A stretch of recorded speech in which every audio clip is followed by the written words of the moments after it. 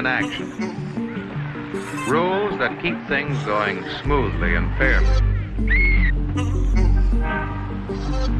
Rules that help us get where we're going, help us work together, play together, and live together.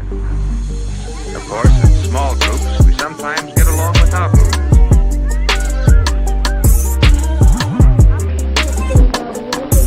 But there aren't any loud noises, just the sounds of working. We call these work sounds. Listen. When many of us play together, rules make the game.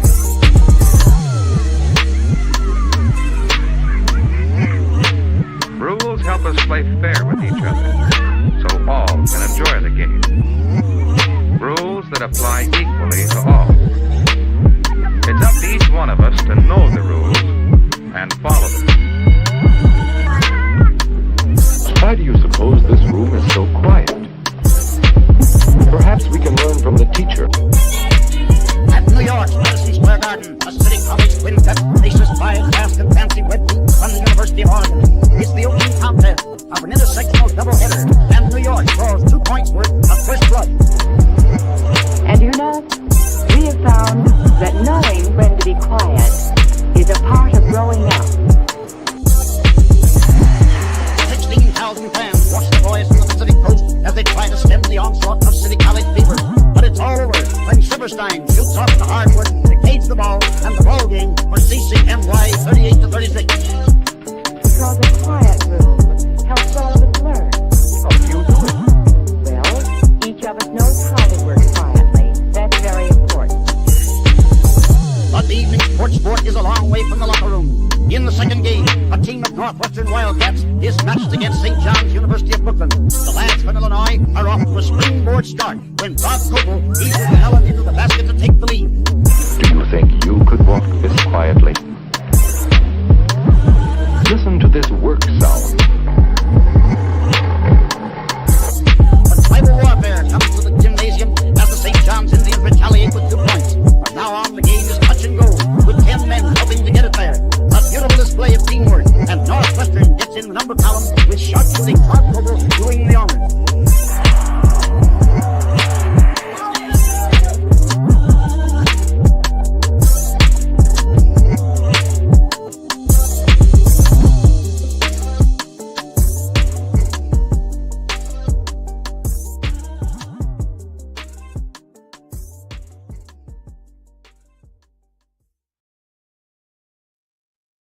Hello, everyone. Welcome to Learn the Game, where you learn if you got an F for effort. And today, we're going to be talking about the most dominant players that are more dominant than your favorite players of today.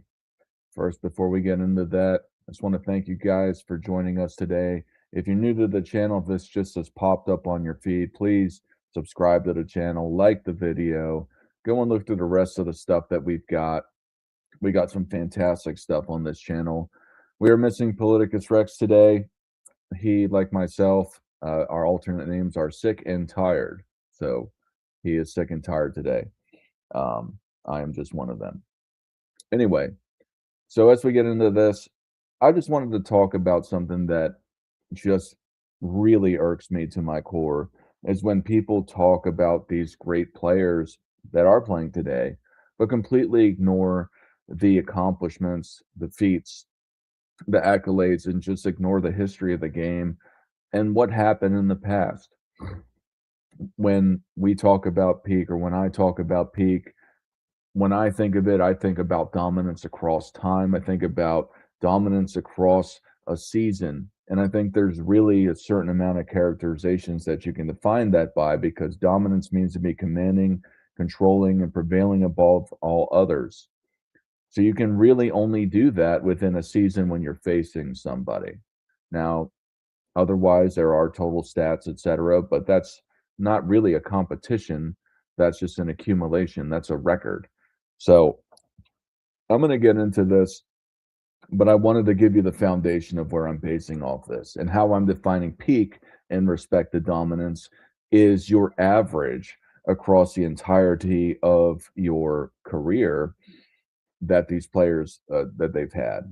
Again, if you have any disagreements, if you have something you want to say, I'm going to drop this StreamYard link right now. That way, you can go and call in if you want to add on to something or if you have any disagreements. But I'm going to bring up a slideshow right now just to show you who I'm going to be talking about. So there's 4 players that I'm going to talk about today that I believe that there's a significant amount of old school players that you may or may not know intimately about in respect to there's a bunch of players that are better than these 4 players that are playing today. These players that were, I think there's a significant amount of people that had a higher peak than are LeBron James, Shaquille O'Neal, Steph Curry, and Nikola Jokic. And I'm going to do 3 of them each because, as you can see, I think in total with these 4 players, there's 37 players that are greater or had a higher peak than Nikola Jokic. So I'm only doing 3 for each of them. All right. So with that being said, I'm going to go into the top 3 guys that I think had a greater peak than LeBron James. All right. First is George Mikan. Now, George Mikan was a 4-time All-Star. He was a total rebounding champion. He was a 6-time All-BAA NBA player, 3-time scoring champion, 5-time NBA champion. He was the All-Star MVP. And this is during a time where you didn't have the MVP award. The rebounding champion came in later in his career. Now, why his peak is so dominant is because although he only played 7 years in the NBA, he did all of these things holistically across that time period. So just to reiterate, in 7 seasons, he was a 4-time All-Star, 5-time champion. He was a 3-time scoring champion and 6-time All-League guy. And this is not even accounting for the things that are missing overall time. For instance, he didn't also have all defense awards. There was no Defensive Player of the Year awards. There's no counting for blocks or steals. And when I think of dominance, I think of statistical titles. I think of championships. I think of awards. I think of these things that accumulate through the totality of greatness throughout a career. So even with the lack of these things, keeping it fair without drawing down the level, George Mikan still had a higher peak throughout his entire career than LeBron James. Because in comparison, although LeBron James has had a more storied, longer career with an accumulation of these things, when you compact it down to an average of what his achievements are, he doesn't match up with George Mikan. And this is outside of George Mikan's being the first NBA superstar, being the guy that is the reason why the NBA was created with the BAA-NBL merger. They wanted to find a superstar. He was the greatest player in the country, and as evidenced by these 2 large leagues mergers and him being on top of it. That was the result of them attempting this, and then it grew into eventually what the NBA is today, stacking off of the basis and the foundation of a superstar like George Mikan. So I'm not even talking about the stories behind them. I'm just talking about him and how he was able to dominate the league through awards, accolades, and titles. And with that, some of the things that he's done, he's had, even though he hasn't had the highest points per game, this is a sidebar, he hasn't had the highest points per game, but he's had the highest average, I guess, if it's not usage rate, but in respect to the percentage of points that his team has scored in respect to the total of the team points, he has the highest average in NBA history. So that's something interesting about George Mikan. Please let me know in the comments if you think I'm being wild, if you got something to say, if you got something to add on of why you think these guys did or did not have a higher peak than the guys I'm talking about today. Right now, I'm talking about LeBron James. So I'm going to go into the second guy, and that's Bob Cousy. Bob Cousy played 14 years total in his career. One of those years, he came back out of retirement and played. He was 41 years old. Played 7 total games. He was actually the coach of the Cincinnati Royals. Just was having a hard time getting that team together. Thought that he can come and play and do it better.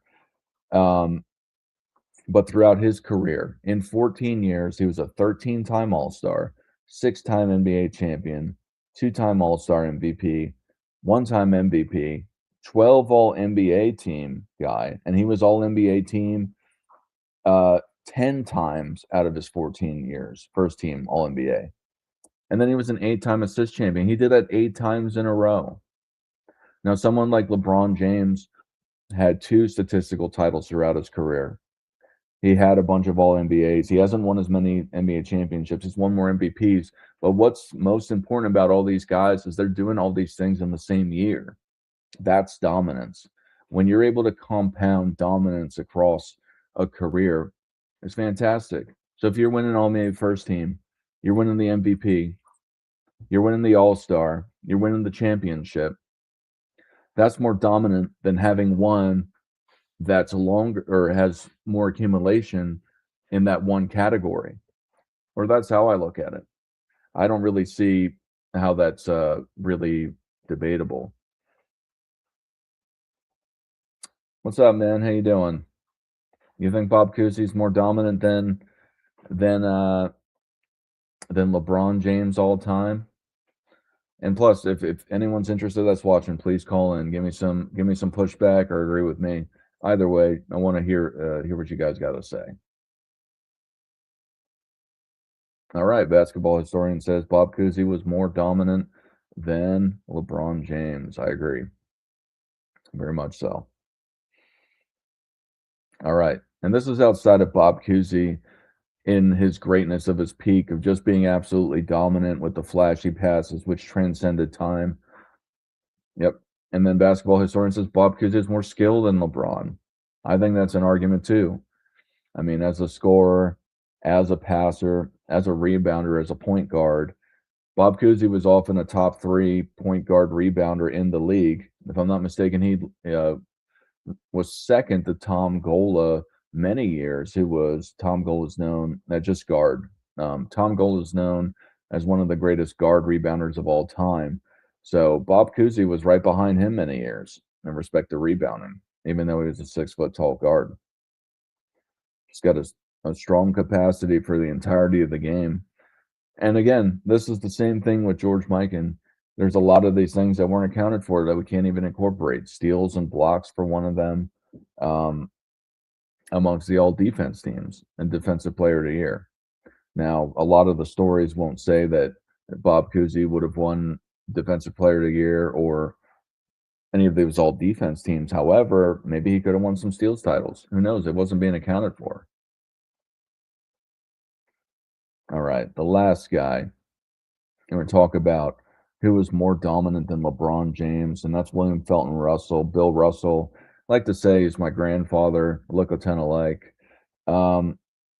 Just to give out some of that raw stuff across his career, he was a 12-time All-Star, 11-time NBA champion, 5-time MVP. He was in the inaugural All-Defensive team. He was first-team All-NBA the year that he retired. So I wonder how much further that would have went. 4-time rebounding champion, 11-time All-NBA player, 1-time All-Star MVP. Now, again, many of those just by themselves outperform what LeBron James did, but when you compound them together to show how dominant he was across the league, that's what really shows dominance in his peak, being able to go and just do all these things. And one of the things, as everyone knows, that drove a lot of that dominance was him winning those NBA championships 11 times out of 13 years in his career. Now, one thing that a lot of people knock him for is that he was matched up with Wilt Chamberlain, who took and won a lot of those All-NBA first teams away from him. However, he still had a significant amount of All-NBA first teams. He was still a 3-time All-NBA first team player,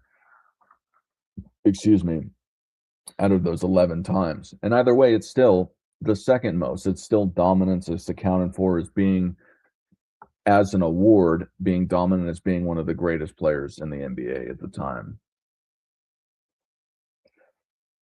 Listening to Bill Russell when he was a broadcaster, it makes you think you're talking with your grandfather. No, Bill Russell. I always love listening to Bill Russell talk or comment on his time of the NBA, and in some respects, just all time of the NBA. Some of his current stuff was cool too, but I liked how he talked about greatness and why things that he did during his time were fantastic, and people should have acknowledged them as all-time great moments, particularly with some of his battles with Wilt Chamberlain or Jerry West or Elgin Baylor, amongst others, Oscar Robertson. So those things I really loved hearing about when he was alive, talking about it. Casual Hoop says, I'd agree those three are more dominant than LeBron. Bron gets more credit for being consistent for so long, but he wasn't necessarily extremely dominant. Exactly. So now the All NBA second team, I'm not even really a fan of accounting for all the way, but I still account for it because the NBA accounts for it as a dominance trait. But absolutely, that's the whole point of this, is that it's not particularly against LeBron James, but LeBron James, his greatness is more tied to his longevity and his totality of accumulating these things. A lot of the times they didn't compound. SGA Sports Talk, yes, I dropped the StreamYard link. You're welcome to call in. You just click the link on the comment section. You should be able to do that. If not, I'll drop it again. Now, with LeBron James, it's not to say that he wasn't dominant in his career. He absolutely was. He won he won all defense. He won all NBA, MVP, the championship, all those things in the same year, which is a feat that only a handful of people ever did. And he did that a couple times. The point of it is, though, is that these guys, even though some of their careers were shorter, just showed how dominant they were when they were playing. And some of these guys have longer careers. I mean, 13 years is still a long time. It's not as long as LeBron James. But the point of it is that there is still so much dominance tied to these guys in comparison, because when you're just winning all-stars and all NBA second teams, to me, it's not impressive when you do all of these things in the same year in respect to championships, awards, titles, other accolades that are accounted for within the NBA. But SGA Sports Talk, yeah, the link is dropped. If you can get in, cool. I'm going to move on to the next guy that might be one of your favorite guys that are playing or have played, was the Shaquille O'Neal. Now, I wanted to bring it back to somebody who's largely considered the most dominant player of all time. I think Shaq is one of the most dominant players of all time. But this presentation is an accumulation thing. So these three guys that I talked about already with George, Mike, and Bob Cousy and Bill Russell are still more dominant than Shaq.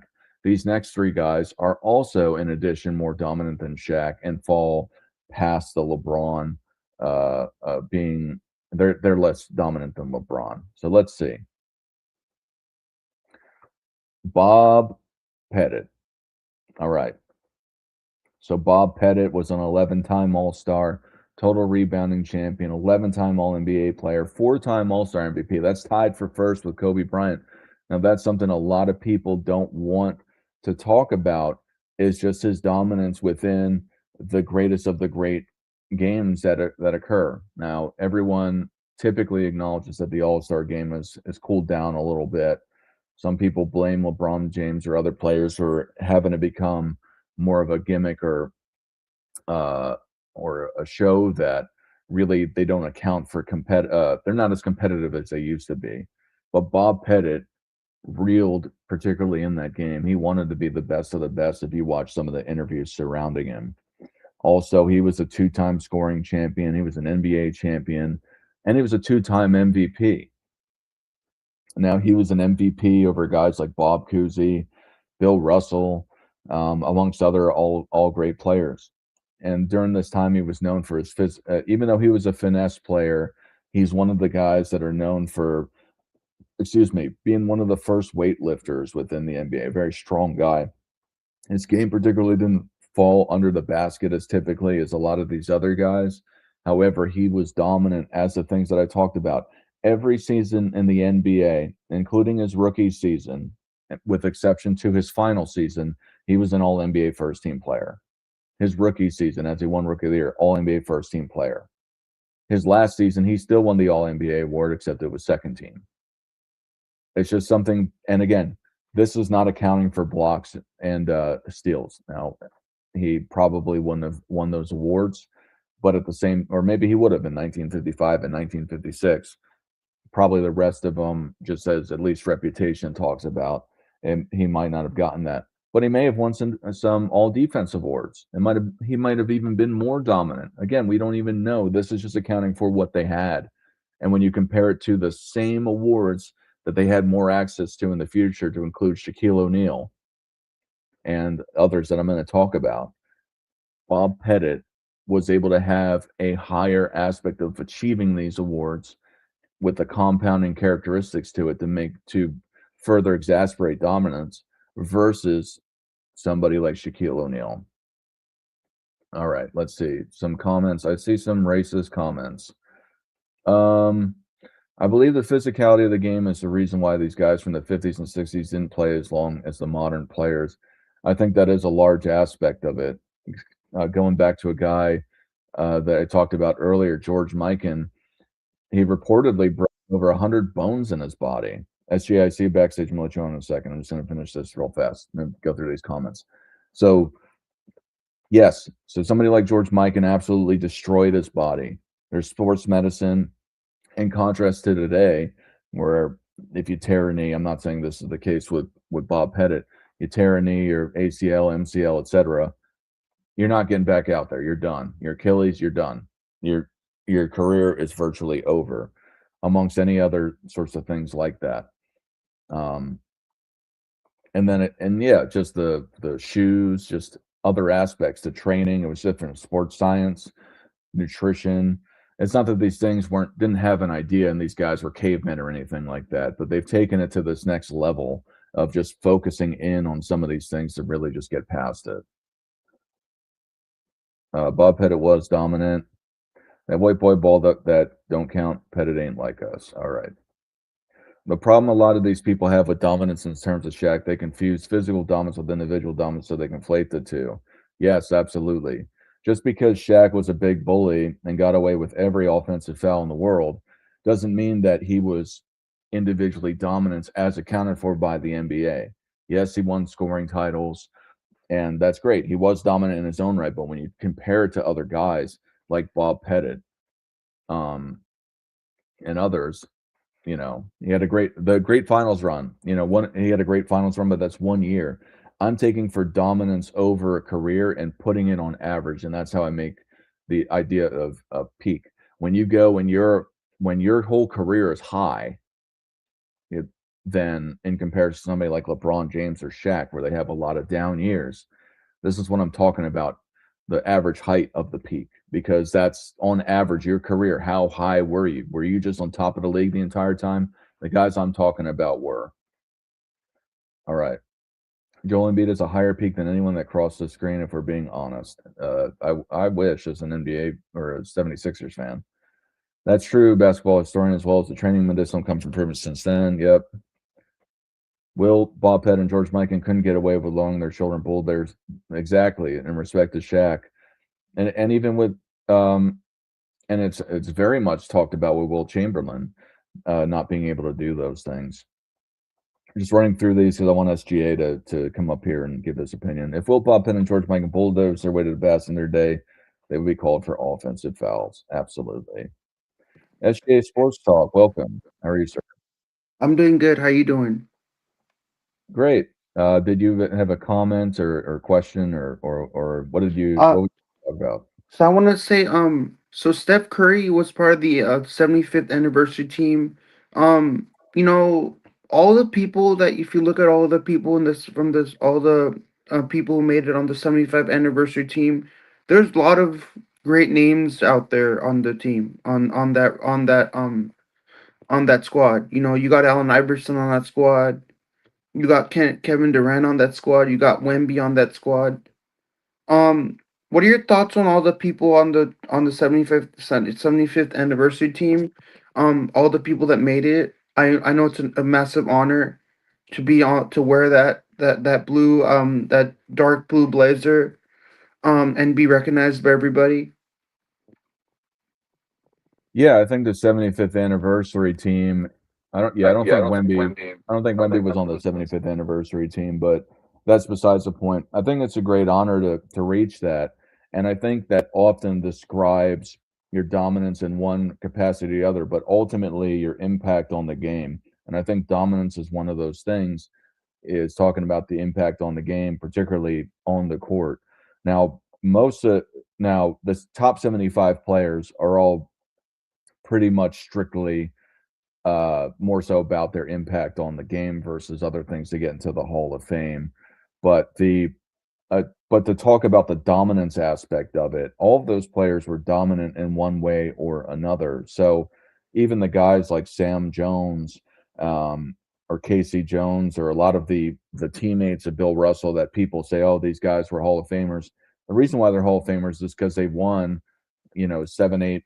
It depends on who the player is, but they won a lot of championships together alongside Bill Russell. And why I agree that they should be on the top 75 list or top 50 list is because that team was so dominant and they were part of that team. And they might not have the individual dominance, but being able to be on that same team and be recognized, I think, is massively important. And most of those guys, in some capacity, won or had garnered some All-Star appearances, sometimes a couple All-NBA appearances. And I'm kind of ranting on the Celtics thing. So but it was really cool. Like when I watched that when I watched the 75th anniversary team, I know they got unveiled last year on TV before and they had all these players, and it was amazing to see all these legends on the team. Like Bill Russell was on there, and Charles Barkley was on there. It's so cool to see all these legends being recognized, because some people don't follow basketball that much to recognize the legends that played in the game. Like I said, Barkley and Russell and Bob Pettit and Bob Cousy, all these players. Some people don't follow basketball that in depth, so they don't really know about the legends. Like not they're all about Steph Curry and Kevin Durant. They don't care about all these players. So that's just like they need to educate themselves on the history of basketball and learn about the players that played before all these great athletes. No, I agree 100%, and that's part of why I'm doing this. This isn't really a smear campaign on LeBron James, Steph Curry, Shaq, or Nikola Jokic that I'm going to go into. It's really just to show people these Yeah, other because I all-time really great like players. Yeah. how you're doing this, because you're educating people on not like on these players that people don't know about. Like people don't know about Bob Cousy. People don't know about Bob Pettit, because people were not around at that time when these athletes were playing. Like they were not they didn't know, they were probably weren't born around the time when they were playing, or they didn't know about. I mean, they were not, I don't know, educated about these players. I don't know if that's a good way of categorizing it. No, I agree. I think a lot of it is sustained ignorance that people want to have. Like we had a commenter on here that says, "That's white boy ball that don't count. Bob Pettit ain't like us." This guy wants to remain ignorant to these all-time greats. Now, it doesn't like there's I think some aspects of what he's trying to say, other than he's excusing the greatness of all these guys, is that yes, there were differences um, uh, of what was the norm in the NBA back then in respect to having black players there, but black players were in the league primarily the entirety of the NBA. So there obviously there is there's the aspects of the normalcy growing into it. I think 1951 was the first time a black player was in the NBA, but to the point, yeah, there's some aspects of it, but people just pretend that up through 1970 that only white people played basketball. It's just kind of ridiculous. But in the NBA, Is it just like, is the reason that you're doing the show is that you're educating people about, um that they did play, and some people were around the time when they were in the league. Some people are that much into basketball that they know Bob Cousy, and they know Bill Russell, they know Bob Pettit. So it's really good that you're doing this because you're educating people on these on the history of these athletes. And many athletes have to go through trials and tribulations. Like even black players have to go through racism, all these things they have to go through.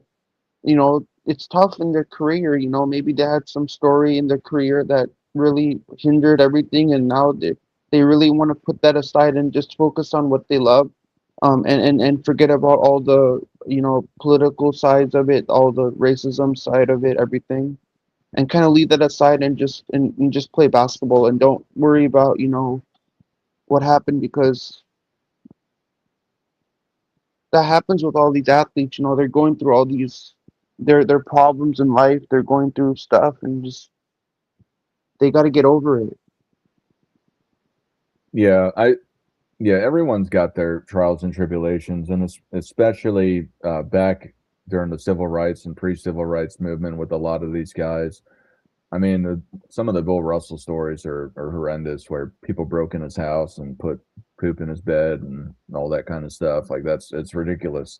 And that was all, and that's all truly based on the politics and racism of Boston and other areas during that time. And it's a shame that those things happen, I think. And it is part of the story of Bill Russell for some of the things that he's had to overcome. But like in contrast, it doesn't mean that, just because the United States there was a lot of racist pockets and racist things that were happening, it doesn't mean that the other, like the white players in the NBA weren't great at their, also. I'm just saying, like in contrast to the white boy basketball comment or whatever the realist guy said. Because yeah, some people they make that comment. Some people make an ignorant comment saying that white players cannot play as good as black players. That's not true. Like it's just like, I don't understand what this thing is. Like people make this assumption that just because you're white, you can't be as good as a black player in the NBA. White players can be as good as a black player. Allen Iverson. That's something that I don't get in the NBA. That people make assumptions on things that they don't know anything about, and then they make like a assumption, and like, what are you trying to say? Like, are you trying to make a point here? What are you trying to do? Yeah, there's really, I think, with not to really spend too much time on the race thing, but even in today's NBA, where people say, "Oh, well," when people try to attack white players of the 50s and 60s or 40s, there's a real argument that the best players in the NBA are white right now, with Jokic and Luka, and then you got Cooper. And again, this is just kind of a follow up on your point, and even with Cooper Flag, I saw a video by Scap Attack saying he's the first rookie. I don't remember if it was ever or since a certain time to have 5 30-point games, have a 5 30-point game streak. And then if you compare his stats of what he's got to LeBron James or Carmelo Anthony, like you can, like Will Chamberlain was just greater, but I'm not sure what his scoring was during that time, if he had a streak that long in respect to the scoring. But you got all these white players that are coming into the league that are great. Like to your point, I think it really depends on the individual and the work ethic that they put into it. I think typically, again, this is a stereotype and just really a generalization, a generalized statement. It seems like a lot more black players take basketball more seriously than white players typically. At least in modern day times, and it's in respect to trying to go pro. But to me, that doesn't make any. To me, like when people say that, it doesn't make any sense, because when you go to like when you go to the community park, and people are playing street ball, like it's 50% white and 50% black. Like if you have a team, you're gonna like it's 50-50. It's like you have 50% black players and 50% white, like when you play street ball. So I kind of get how. I mean, would you say that basketball is dominated by white players or black players, or it's kind of like 50-50, like it's being dominated by kind of like half of each. But I think I think it's how you want to break it down mathematically. Like if you look at, because there's more white people in total in the United States, so you could argue that, and I don't know the actual statistics behind this, but you can argue that maybe more white players play, but I think per capita, I think more black players play. Like if you were Um, if you were to go to a community park and you were to go on a street ball court, what would you see more black players on the court? Would you see more white players on the court? Like what would if you went yourself and you walked on the court and saw a game, would you see like more black players on the court, or would you see more white players on the court? Like Well, I live in what would you? Hawaii, so I'll see a bunch of Samoan, Polynesian guys, but the aspect of I think it really depends. Like to give more context to what I'm saying, I really think it depends on where you are in your neighborhood. But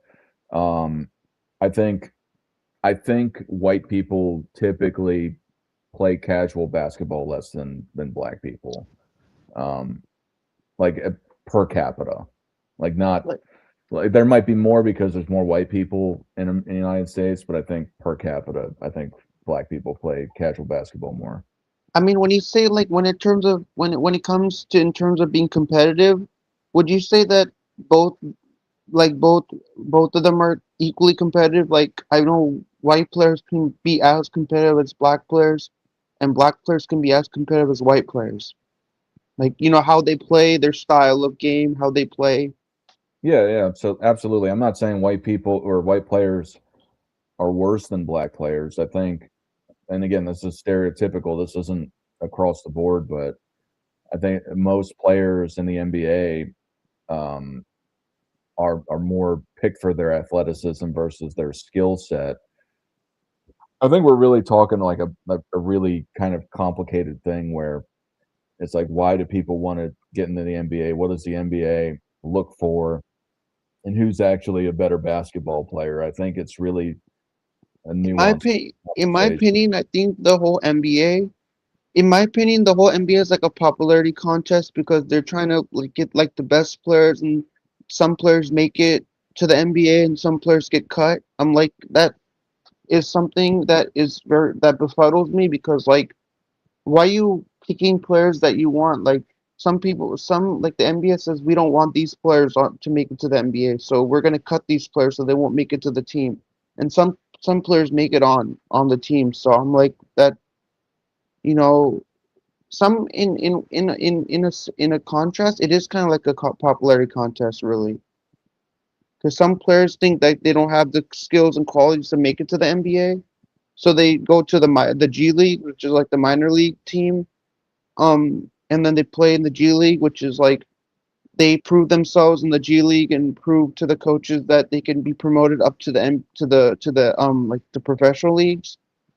So that doesn't. So I just don't understand why they're picking certain players that they think they can make it, and if certain players don't have the build or don't have the athleticism to make it to the NBA, they're going to cut them. They're going to say these players are not qualified to make it up to the NBA, and they don't think that they can play on a at a professional level. Yeah, like here's an example. One guy that I think I really much was a fan of, but he didn't make the NBA and he's doing pretty good now. He was undrafted. He ended up getting signed by the 76ers, but TJ McConnell. Like TJ McConnell was not drafted. He had to work his way to get on the team for the 76ers. And but he was a great college player, played all 4 years, came into the game knowing how to play, but he wasn't picked up because he was, you know, it didn't have the quote unquote potential. Because I think a lot of NBA teams think, oh well, this guy has a 40-inch vertical, It's and kind of then like if you ever like go to high school, like all these athletes go to high school and they go to high school and go directly from high school to college and play college for college ball.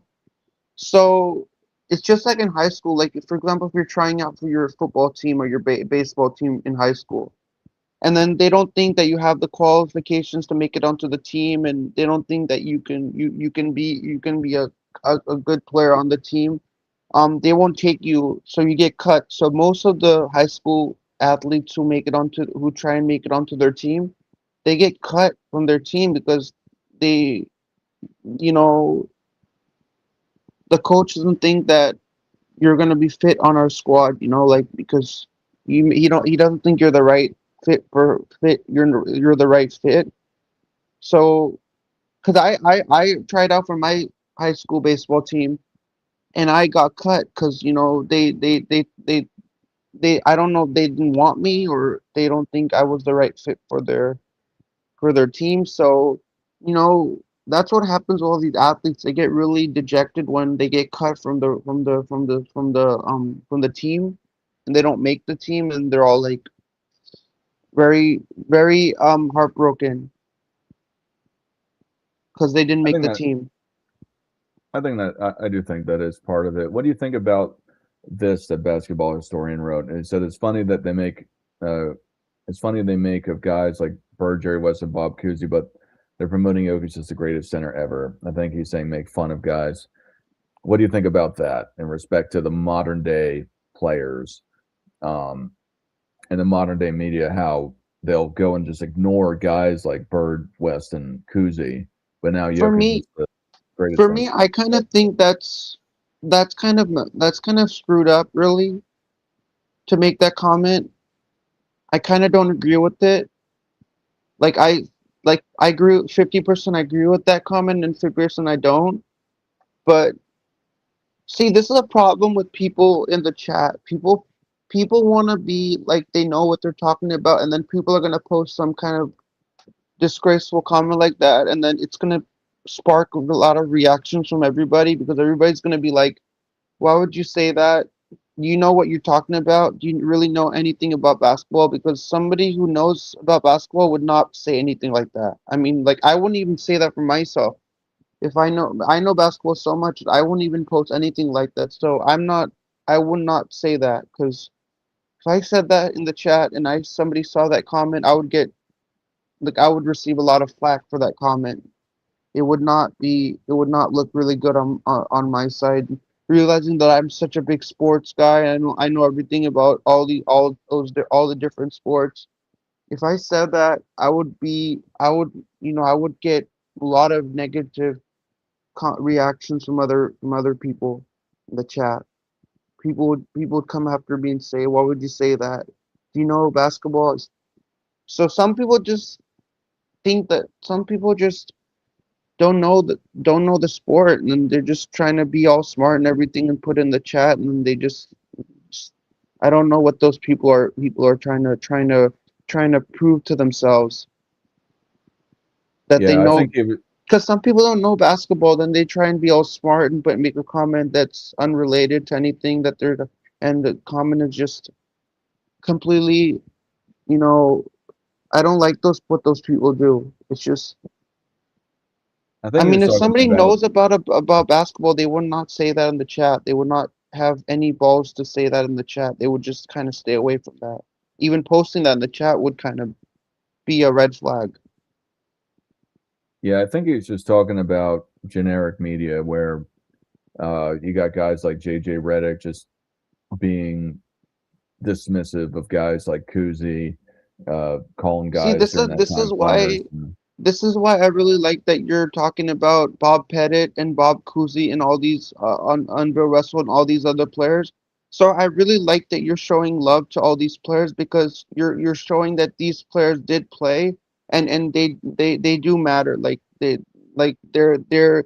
great players. So you're kind of showing a lot of light to these players. So that's a really good thing that you're doing, because a lot of people don't know about these players. And if you tell people about it and you educate people about these and give the history of which teams they played for and all that things, then they would know about these players, and they would be educated on it. So that's really good that you're doing that, because nobody knows about these players. People think they're random players, but they're not random players at all. They actually played for great organizations. Absolutely. All right. Is there anything else you'd like to talk about, or Um, so like if you're talking about sports, I would really love and just to talk um about Tim Duncan. Um, so Steph Curry is um he's about to surpass Duncan on the all-time scoring list. Um, I think that's a big accomplishment and a big milestone if that happens because I mean Tim Duncan was one of the greatest Spurs on the Spurs. I mean his career was so extensive. He was loved by all the fans. Um, so yeah. I mean, what were your thoughts on Tim Duncan? Like, how do you think his career? How extensive do you think his career was? And you know, I know he was very well loved by the fans. You know, when he was here in San Antonio. yeah, I'm a huge Tim Duncan fan. So for my life as a child, my favorite player was Michael Jordan. As a teenager, going up through adulthood, my favorite player was Tim Duncan. So I'm a huge Tim Duncan fan. The totality of a career is important. I think because we're talking about peak, I think Tim Duncan was a very dominant player across all time, just less so than a lot of all-time greats. Now, Steph Curry passing him on the scoring, that's great. But again, like the totals, it's impressive because you're able to stay around and be able to accumulate these things over time. However, I think it's less important in the aspect of talking about how great of a player you were in respect to what you were But able like, to achieve.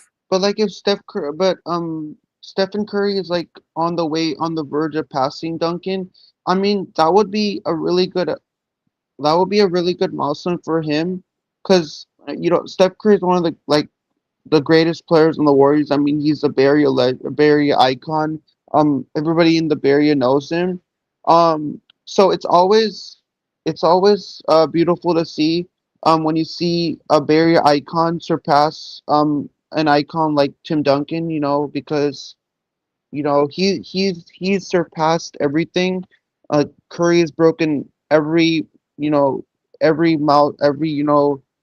achievement. He broke Ray Allen's 3-point record in the Garden with 54 points.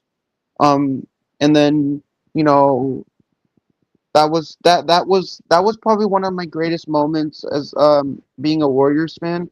Because Ray Allen and Reggie Miller were in the building to watch Steph break both of the records. Um, so that was really nice. But that's why I like NBA. And um um maybe we should maybe you could come on my show, because um I'm looking to do collaborations with other content creators and get them onto my channel. So I'm trying to think if you want to come on, because I love to get in hold of other creators, see what they're doing. If that's something you're interested in, we could try and do something, because you talk about sports, I talk about sports. So I think perfect, it will be a perfect, um, it will be a perfect thing to do. Because you talk Yeah, about man. sports on your channel, and I talk about sports on my channel, because my channel is all about sports. Like, I talk about nothing else.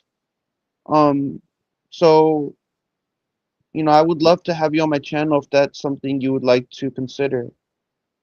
Yeah, man, just shoot me an email.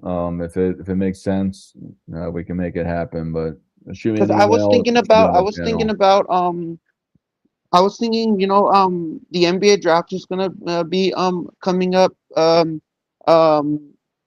around April. I was thinking that uh we could um we could do a NBA draft show. We could react to the all the picks that get announced in the draft, and we could have people come on and give their analysis on the picks. Maybe we could um like do something like that when the NBA draft starts, and then I'll be I'll We be could. gone I'll be gone through March through June, so I won't be back till the end of the summer. I got a business trip, if you want to call it that, for a few months. So I'm going to be in the Philippines. I won't be able to do it Oh, so for that one.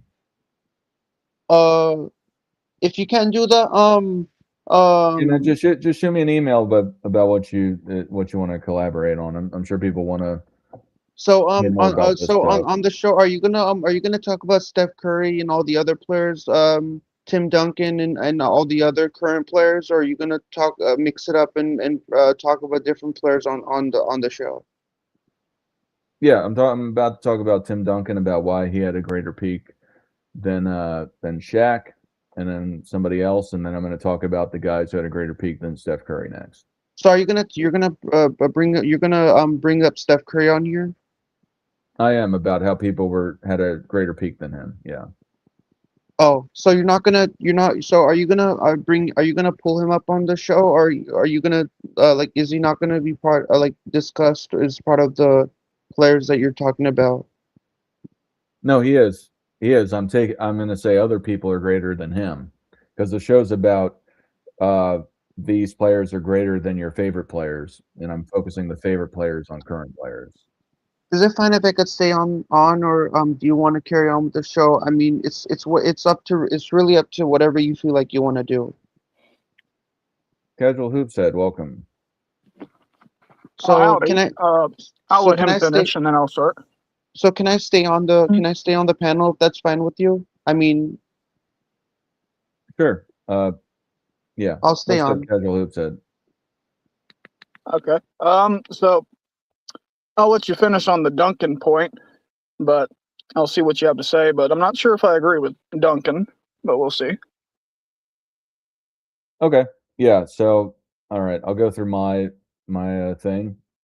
So Tim Duncan is why Tim Duncan has a higher peak, it was greater than Shaq over this, is because when you look at the totality of their careers, Tim Duncan was a 15-time All-Star. He was a 15-time All-NBA player, 3 times Finals MVP, 2-time MVP, 5-time champion, 15-time All-Defensive player, and an All-Star MVP.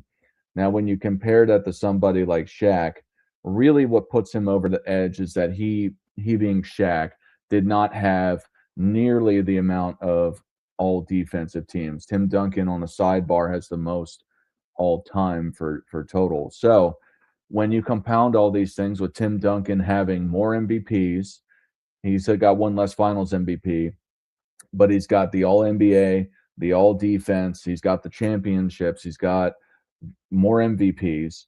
All of these things together, when you compound them together over a career, and still doing that over a majority of his career out of 19 years. So 15 years, he was not that it was both every time, but he was typically an All-NBA player, an All-Defensive player, and an All-Star during those time periods. So when you talk about the dominance of the iconism, the individual statistical dominance, although he never won a statistical title, but you look at the championships on top of these separate awards, then that is what makes Tim Duncan a more dominant player, having a higher peak on average across his career. So his peak, in respect to, I might be using the wrong word, but he was better across his career throughout his entire career, more so than Shaq was. Shaq had a lot of down years in his career where he wasn't winning these awards,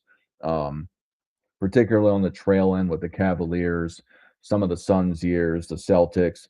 During those times, Shaq was really not on it in respect to winning these awards. He was kind of riding it out. In comparison, Tim Duncan, throughout his career, in his rookie year, he was winning All-NBA and All-Defense, being an All-Star. And then even in the second to last year of his career, he was an All-Star, All-NBA player, and All-Defensive player. So when you look at those things holistically across his career, he consistently performed better than Shaquille O'Neal did in comparison across their career. Okay, I can see where you're coming from on that. Like, he was more consistently dominant with winning particularly the all defensive awards, because Shaq doesn't have many of those, to my understanding. Uh, I guess in terms of dominance, it's at least arguable since Shaq has like a couple scoring titles, um, maybe some field goal percentage titles, though I'm not sure. But yeah, I can see where you're coming from on Duncan. I can see why you would say that. Well, for me, I don't account for efficiency titles because Oh, it's okay. about personally, because it's efficiency. Because you can win an efficiency title shooting 2 shots a game. It Yeah, has that's nothing true. to do so that's how I look at it. Is it impressive, the things that he did? Shaq did win a bunch of efficiency titles while being one of the highest scorers in the league, or the highest scorer in the league at times. But the aspect of it is that I don't take that into the dominance in that capacity because I think efficiency is different than dominance. Now, like in respect to who So had a higher season, a season that had more to do with something, maybe Shaq, because of I think, in 2000, probably 2000 was a better year than Tim Duncan had on a best of best year. Right, with the so MVP, scoring title, Finals MVP. If you look at individual seasons, then you probably have to go Shaq. But if you look at it dominance over the career, then I can definitely see why you would say Duncan. And that's what I'm saying. I'm not saying a single season. Yeah. So Okay, I Stephen gotcha. Curry. So Stephen Curry has Tim Duncan has 26,496 points on the all-time scoring list. Curry has 26,477, which means Steph Curry needs only 49 more points to surpass Tim Duncan. Yeah. And I think he's gonna do it because he's been out. He's been injured. He's been out for like 3 games. But I think he's going to come back after the All-Star break, and he's going to score like 50, and he's going to surpass Tim Duncan. He's going to be 18th on the all-time scoring list. So I think he's going to do it because Steph Curry has the ability to revolutionize the game, and he's going to do it, and he's going to surpass Duncan. And then, that's going to be a big deal for him. And he's going to do it because I have full faith that he's going to do it. He's going to put up like a 50-point performance, and he's going to surpass him, and he's going to move up the rankings. SGA, just to be clear, all these guys I'm saying are had a higher average of their peak across their career than Steph Curry. So everyone I've said so far, I'm saying is greater than Steph Curry in that capacity, and there's still more to go. Anyway, what were you saying? Casual Hoop said. I was going to say on his point, just quickly, I don't know if he'll score 50 in one game, though he could, of course. But Curry's going to move up the scoring list by a lot. Yeah, but like I said, Tim Duncan is at 26,496 points. Yeah. And Curry's at 26,477, which means he needs exactly 49 more points to surpass the legend Tim Duncan. Right, and he'll get it because he still has like a whole half a season left to go, and he should play until he's like 40, I would say.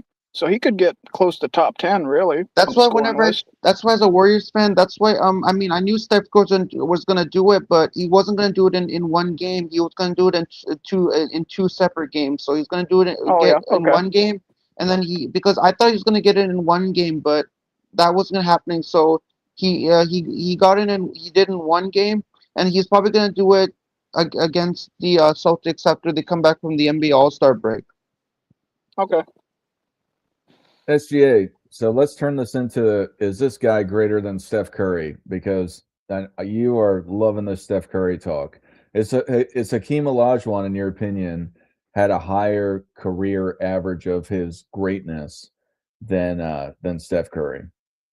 I don't know a lot about Hakeem Olajuwon, but I don't know if he had a better performance than Curry, because I haven't known a lot about him. So maybe you might want to educate me on him because I wasn't born when he was playing. So maybe I might want you guys to educate me on him a little bit.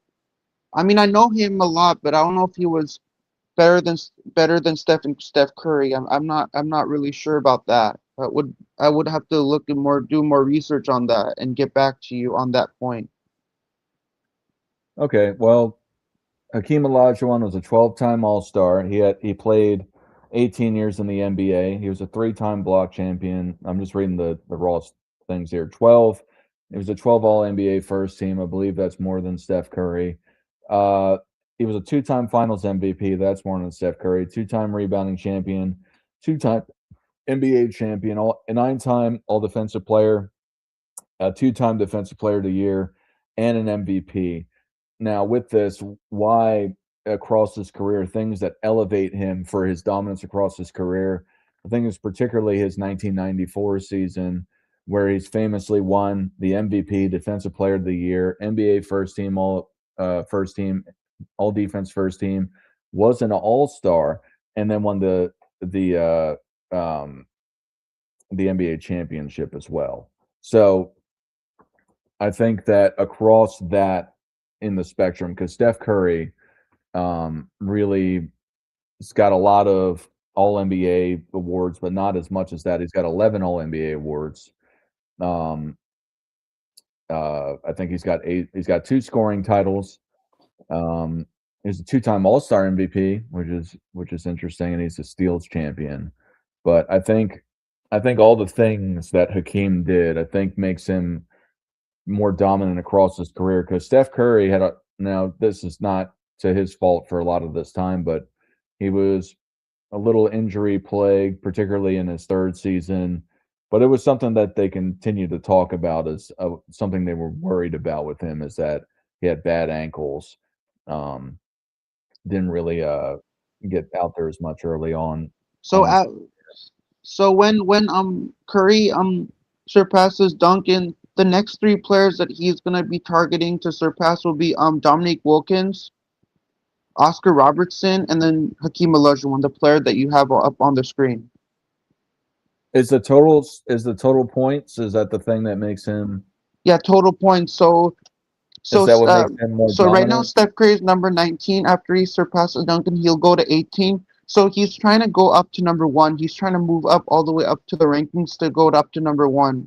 So he's trying to surpass all these players to make it all the way to number 1 on the rankings. Gotcha. Casual Hoop said, "What's your thoughts? You think that Hakeem Olajuwon is more dominant than Shaq and Steph Curry?" In terms of Shaq, I would say yeah. In terms of Curry, I would also agree because of all the different statistical awards that he has. Curry only has, I think he has 2 scoring titles as well, and then of course the steals title, like you said. What I find interesting is a lot of people will say Curry had the greatest regular season of all time, where he won that unanimous MVP and 73 wins with the Warriors, which, of course, it's absolutely one of the greatest seasons of all time, without a doubt. But it's pretty interesting that Hakeem can rival that with how great that season was with his 94 season, because he basically swept the board with what you could win: MVP, DPOY, and Finals MVP, champion. I mean, that's a crazy season right there. So individual season, Hakeem can rival almost anybody. Over their career, yeah, I would give Hakeem the edge over Shaq and Curry. And one Yeah, of the we're gonna. greatest moments from Curry would be when he scored 54 at the Garden. I know that was a spectacle that people saw him do when he scored 54 at the Garden with Reggie Miller and Ray Allen in the building. That was one of the Oh, that's greatest when he moments as a surpassed them. Warrior fan. When he Yeah, and surpassed Ray 3-pointers. Allen Yeah. in 3-pointers made. That was the greatest moment ever. I mean, I'm gonna remember that moment for my whole life. Oh, yeah, it was an amazing moment for sure. Yeah.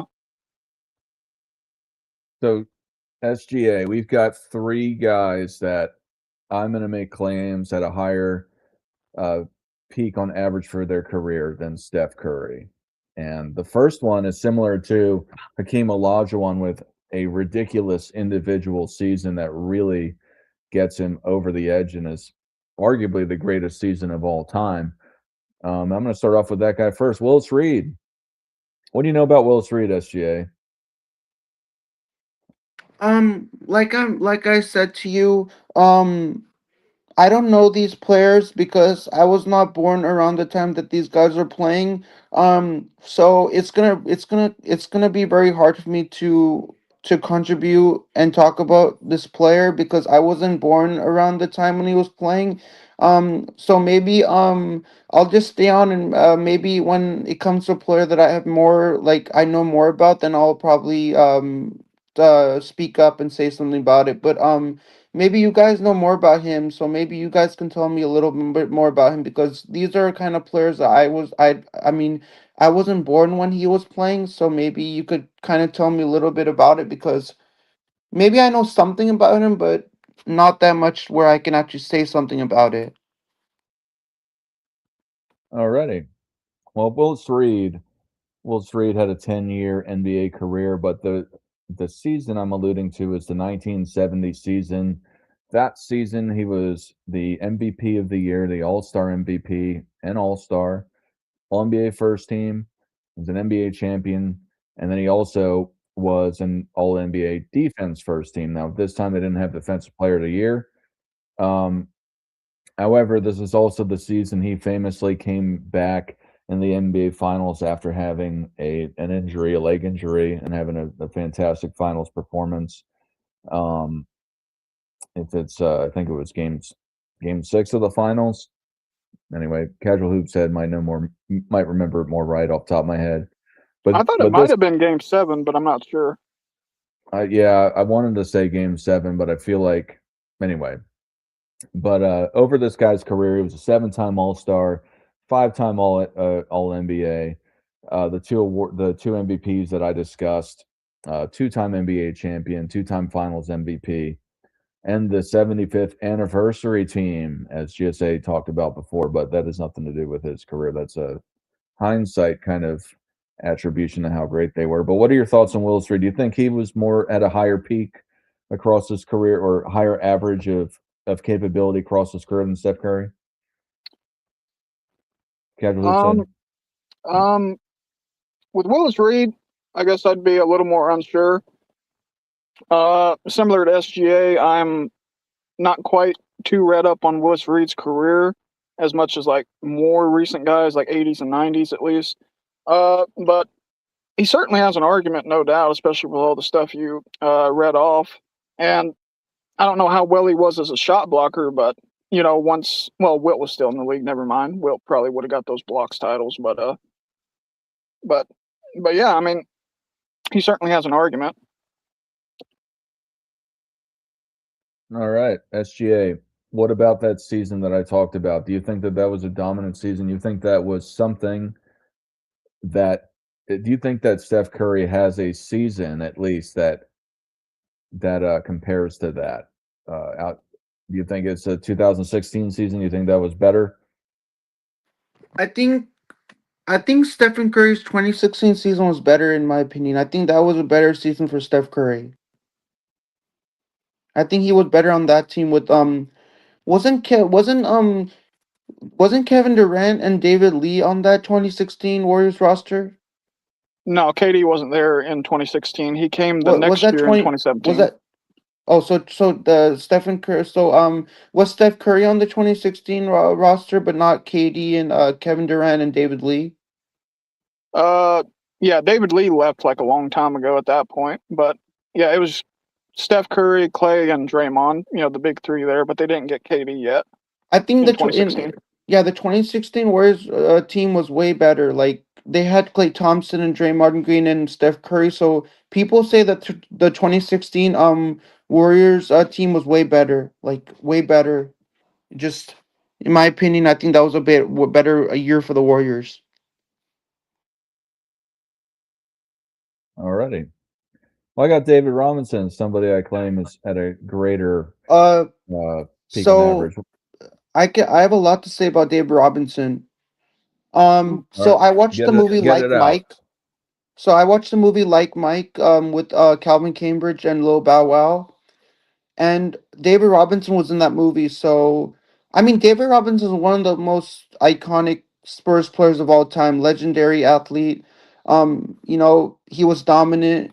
And I think that if you compared them to Steph Curry, I think David Robinson was better than Steph Curry in terms of how great he played as an athlete. Casual Hoop said, what's your first thoughts on this claim? You think that David Robinson uh, was greater than Steph in the way that we're talking? In terms of dominance, I know he has at least one scoring title. He got that over Shaq in '94, I believe, or '95. Yes. I know he's got an MVP, a DPOY. I know he's got I think he's got blocks titles too. I don't know how many, and some rebounding titles. But the only, I guess, the only knock you can say against David Robinson, just dominance wise, against like a Curry, is he doesn't have a Finals MVP for his 2 championships, and then Curry has him doubled in championships. But I mean, me personally, I would say Curry was probably more dominant, but David Robinson's also very high up there dominance wise. And as far as single season peak, I know he had one season that was like really ridiculous as far as the statistics he put up. Yeah. So my claim is that, again, compounding all these things together, Steph Curry really didn't have a ton of defensive teams, and that's a lot of these guys. Really, that's what they have over Steph Curry in this case, or a lot of these players that I brought up, is that they holistically, either just for the time that they had a shorter time that they were on top the entire time, for some of those 50s and 60s players that I brought up, 40s, 50s, 60s players. But then somebody like David Robinson, in comparison, he's got 8-time all defense team. I don't think Steph Curry's got any defensive teams.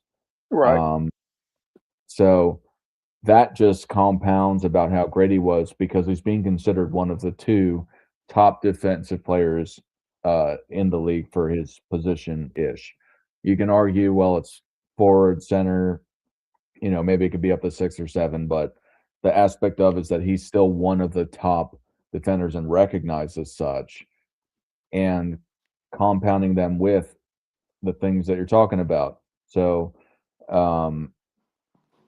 scoring title, block title, rebounding title. He's doing all of these as an all-star NBA first team, and then defensive first team or second team throughout a large part of his career, let alone winning those championships. So I think all of those things put him over Steph, because Steph, in comparison, he's only got 11-time All-NBA in his career, just to give you a comparison, over a 17-year career. So there's things that people kind of forget about with him, is that really up until the 2014 season, he was a what if. Like, can he turn into this great player?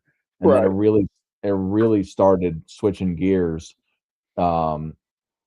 particularly in that 2015 season is when he was there, but 2014 is when he became an all-star for the first time All-NBA player, and he'd already been in the league for 5 years at that time.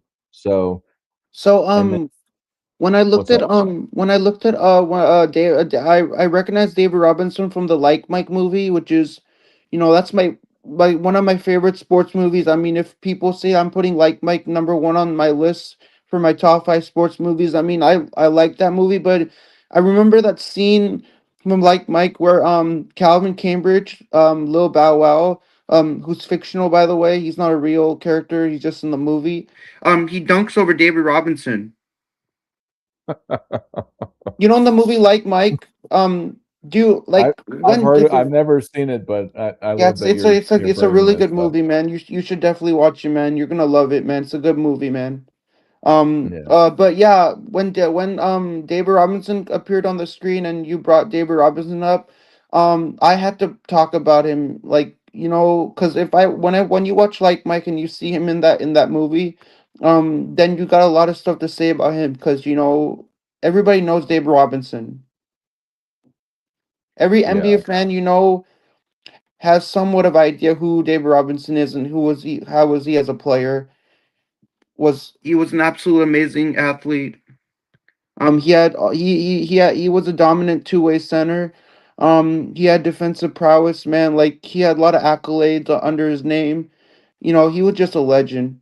And the whole Spurs community probably on like just looks up to him with with awe, like how great of an athlete he was.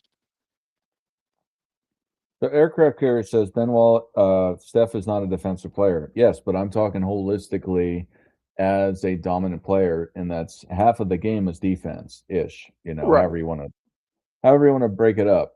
So, and then he So says when Ben Wallace doesn't have a 3-point contest for championships. Yes, so I when mean the aircraft that carrier is. is saying If you that's give me a second, SCA, please. oh, So the aircraft carrier also says Ben Wallace doesn't have any 3-point contest championships. It's not the same thing. A 3-point contest is not as that's an exhibition. 11 Right. and 17 years is bad. No, it's not bad. I'm just saying that in comparison, that it's when you're comparing these guys that there's the difference here. So that's all. What's up, SJ? so the comment that the aircraft carrier was saying that Steph is not a defensive player, he is a defensive player, man. He plays defense, man. Like he steals the ball, he gets transitions, he makes up spaces for other people. So I think Steph Curry is an offensive and defensive player. I don't agree with the comment from aircraft carrier, man. But people have their opinions. I mean, I'm not gonna really go after somebody just because one comment they made doesn't agree with everybody. But I mean, he's a both an offensive and defensive player. So aircraft carrier has his up. He has his opinion, what he thinks about that. But yeah, I'm not gonna go over that. But uh, Dwight Howard. Yeah, I have a lot to say about Dwight Howard. He played on the Magic. Uh, he was in Dancing with the Stars. And I think he does a really, really great Charles Barkley impression, man. Like if you've seen this guy do a Charles Barkley impression, he does the best Charles Barkley impression I've ever seen in my life. He's so funny, man. This guy's a goofball, man. He wants to do he wants to make people laugh, but you gotta go on YouTube and watch that Charles Barkley impression from Dwight Howard, man. It's absolutely iconic, man. You gotta go and watch it, man. Tell me what you think about it. Is Dwight Howard, did he have a greater career average for his peak than Steph Curry? I think Dwight Howard and Steph Curry had about the way they played the same way, I think. All right, Casual Hoop said, what do you think about this claim? I'll say what I was going to say for Steph. Like, he's not a great defensive player, obviously, but he's at least decent and at least gives effort out there, which is part of defense. Just giving the effort. He's a good at least team defender, but individually, but he's not like a traffic cone or anything. Now I'll say with Dwight Howard, he's obviously an elite defensive player. He three-peated with DPY, is the only player to do it, but his offensive game was kind of lacking, I'd say, because I think his peak points is like 20 points a game or something like that. But he also has rebounding titles and whatnot, so that certainly helps him. And I'll say with Curry, him only having like 4 first-team All-NBAs, that does kind of hold him back some, I'll say, for dominance. But I'll see what case you make for Dwight Howard. Yeah, so with Dwight Howard, he's really got a lot of gaps, particularly from 2015 to 2022. He more or less didn't get anything other than winning the championship in the bubble season. Right. But why this is important is because he really that 6-7 year stretch in between 2007-ish to 2013-ish, he really, and even if you want to put it more than that, to 2008 to 2012, he was winning all NBA first team, all NBA or all defense first team. He won those 3 defensive player in the years like you were talking about. And then in tandem with that, he was winning these rebounding titles. He won 5 rebounding titles in his career during this general period of time and 2 blocks titles.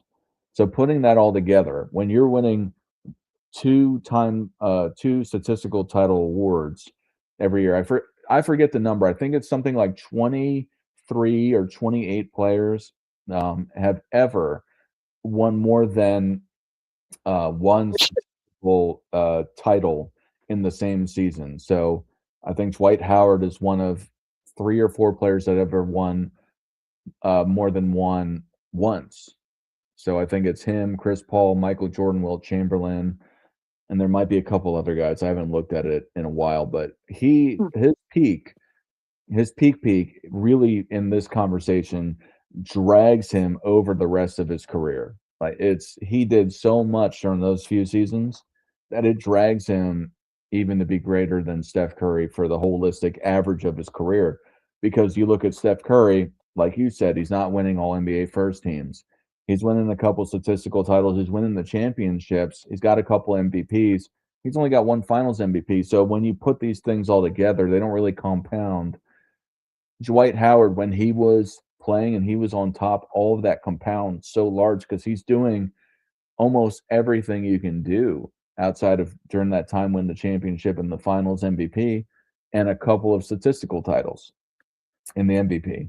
But he did so much more as an individual player during that run. I think it drags him across it more so than Steph Curry. So Dwight Howard was snubbed from the 2021 NBA 75th anniversary team. I mean, to I'd me, agree. that's a disgrace. That's a slap in the face, man, to one of the greatest players in the league.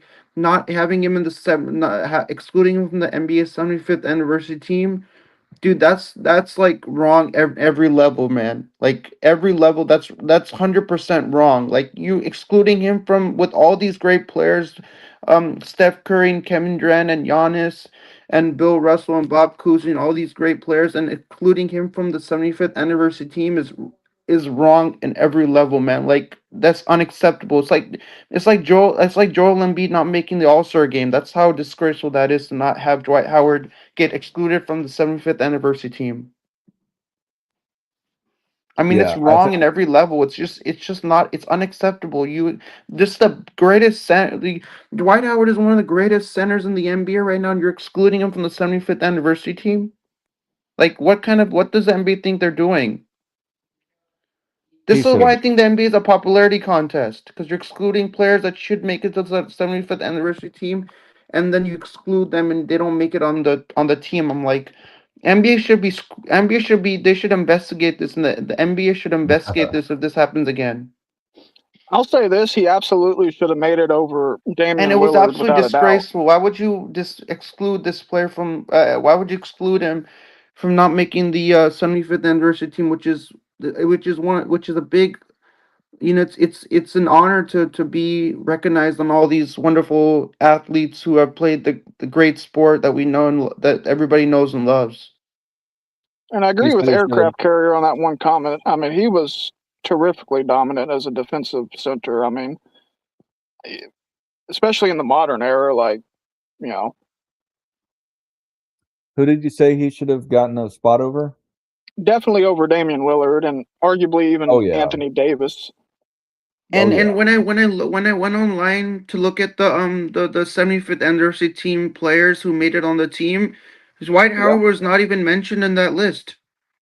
Right. He was not mentioned. They didn't even mention the guy's name. I was looking in a alphabetical order, looking in H for Howard, wasn't even mentioned. Are you kidding me, NBA? Are you out of your mind? I think the NBA has gone insane. They're losing their minds right now. They're going absolutely crazy, man. They're making all these, like, they're not including Dwight Howard as part of the 75th anniversary team. Like, NBA has just lost their minds right now. I don't think I want to be a fan of the NBA anymore after what they did to Dwight Howard. Hey, I mean, they're definitely doing a lot of things that seem crazy. No, but the NBA is screwing up this whole thing, right? It's probably the most screwed up organization in the whole world. Yeah, NBA. I mean, well, look at how they do the All-Star game. We're on our 5th different format in the past 5 years. Like, what even is that? Like, I don't even know what the All-Star game is anymore. The All-Star game should be East versus West format, right? What is this now? Actually, it's USA versus World. I think this year. I don't like this format. I actually like the East versus West format better. Yeah, they should have kept it as that. What was because what I was wrong think with it? East versus West is way better than All Star Game. Last Yeah. year, I don't know what they're doing. I think the team Charles and team Candace Parker, that was so screwed up. I don't know why they did that Mm-hmm. format last year. Yeah. They did the whole team Kenny, team Charles, team Candace Parker, team Shaq. Yeah. team Shaq. I don't know. I didn't like that format at all. I think that was really screwed up because Yeah. I don't know. Maybe they're trying to experiment with different stuff. Maybe that's why they're not doing East versus West this year. Maybe they're kind of going in a different route. Yeah. I don't know. They're But just I don't a mess disagree, of a man. league. I'm still gonna watch the All Star game, even if it's USA versus World. I'm still gonna watch it. I don't care if Steph Curry's in it. I'm watching it every day.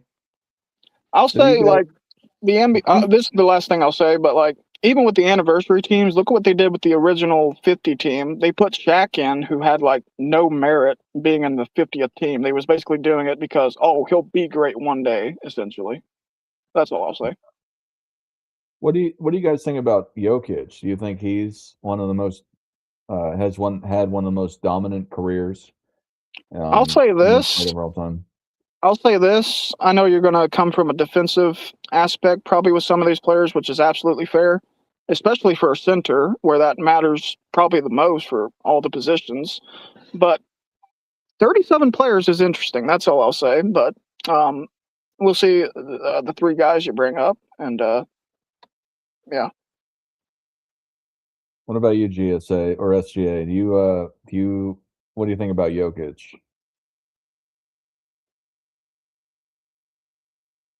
All right, nothing heard. All right, I let's think go. Jokic is a dominant player. I mean, like he drops a triple every time the Warriors play the Nuggets. Nikola Jokic is dropping a triple double every time. Like I don't know how many triple doubles this man has dropped. He actually just passed Oscar Robertson for the second most triple doubles all time. I mean, like USA versus World is good because um but yeah, but I like the format, but I'm still gonna watch the All Star game. Like I'm still gonna watch all the festivities. I'm still gonna watch like the 3-point contest, the skills challenge, the Sure. slam dunk contest. I'm still gonna watch all of those. Even though the format is not what we expected, I'm still gonna tune into the All Star game and I'm gonna see how well it does this year. Do you guys agree with this statement? The aircraft carrier is a top 15 all-time player. I was going to say, I don't know if quite top 15, but for me, if he's not top 15, to me, he's probably like at least 16, 17, 18, something like that. All I'll say is the way I measure greatness, just very quickly, part of it is like the competition you face en route to a championship. And the fact that Jokic didn't face a single 50-win team on that championship run, and the highest seed he faced was like a 4 seed, then he faced like 2 7 seeds and an 8 seed in the finals. I don't think people talk enough about how unimpressive the competition is. I think he's the only player that never faced a 50-win team on route to a championship. But still, his dominance and all that puts him at least top 20, in my opinion. All right. What about you, SGA? So what were we talking about? Do you think Jokic is a top 15 player? Nikola Jokic is a top 15 player. All time, excuse me. I think Nikola Jokic is a top 15 all-time player because he just when he's on the court he just puts a show every single night. He's fun to watch. But when it's against the Warriors, I don't like it when he drops triple doubles because Oh, yeah. like he just wants to prove that he's the best player in the world, and he just on the court he puts everything out on there, and then he shows it, and that's what I appreciate how much he really wants to win a championship, and he really wants to go out there and play. Yeah. All right. Well, let's go into the first guy that I claim has a more dominant career on average than Jokic, and that's Jerry West, the logo. Mm. Jerry West He played 14 years in the NBA. Every year he played in the NBA, he was an all-star. He was an assist champion in 1972. He was a 12-time All-NBA player. During that time, only 2 times was he not first team, so 10-team, first team. His Finals MVP, the only Finals MVP to add some eminence to it, or additional eminence to it, that did not win the Finals. Additionally, he was a scoring champion in 1970, won the championship in 1972, and is a 5-time, or he was All-Star MVP in 1972, and was a 5-time All-Defensive Player. And that award came out in 1969. Right. So from 1969 to 1973, he retired in 74.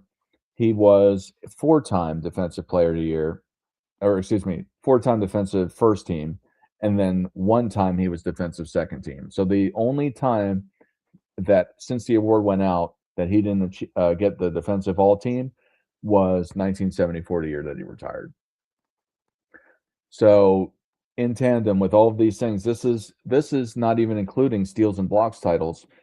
And when they were recorded in 1974 the first time, he had averaged 2.6 steals Right. per game the last year that he played. So still a fantastic number for the year that you retired out of at the age of 35. Yep. He very much will have won a bunch of those, but let's not get into what ifs.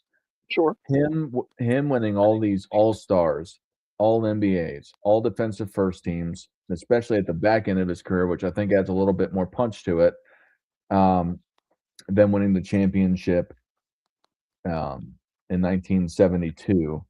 I think all of these things put him over Nikola Jokic, because Nikola Jokic, although he's a 3-time MVP, he's won the NBA championship once.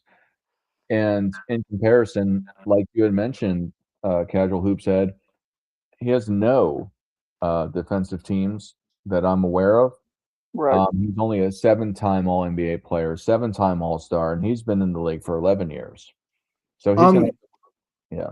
So Jerry West was the original face of the NBA logo. I think He is the NBA I think Steph Curry should be the new face of the NBA logo. Why is That would that? be something. That would be something to see. If you see Steph Curry on the face of the NBA logo, that'll be something to witness. I'll say it would All sort of Warrior fans make would love to sense. see him on the logo because he's breaking records right now. So I think he should be the face of the new logo, man. They should make a petition and get people to sign and get like a couple of a lot of signatures, and then have him make him the face of the NBA logo.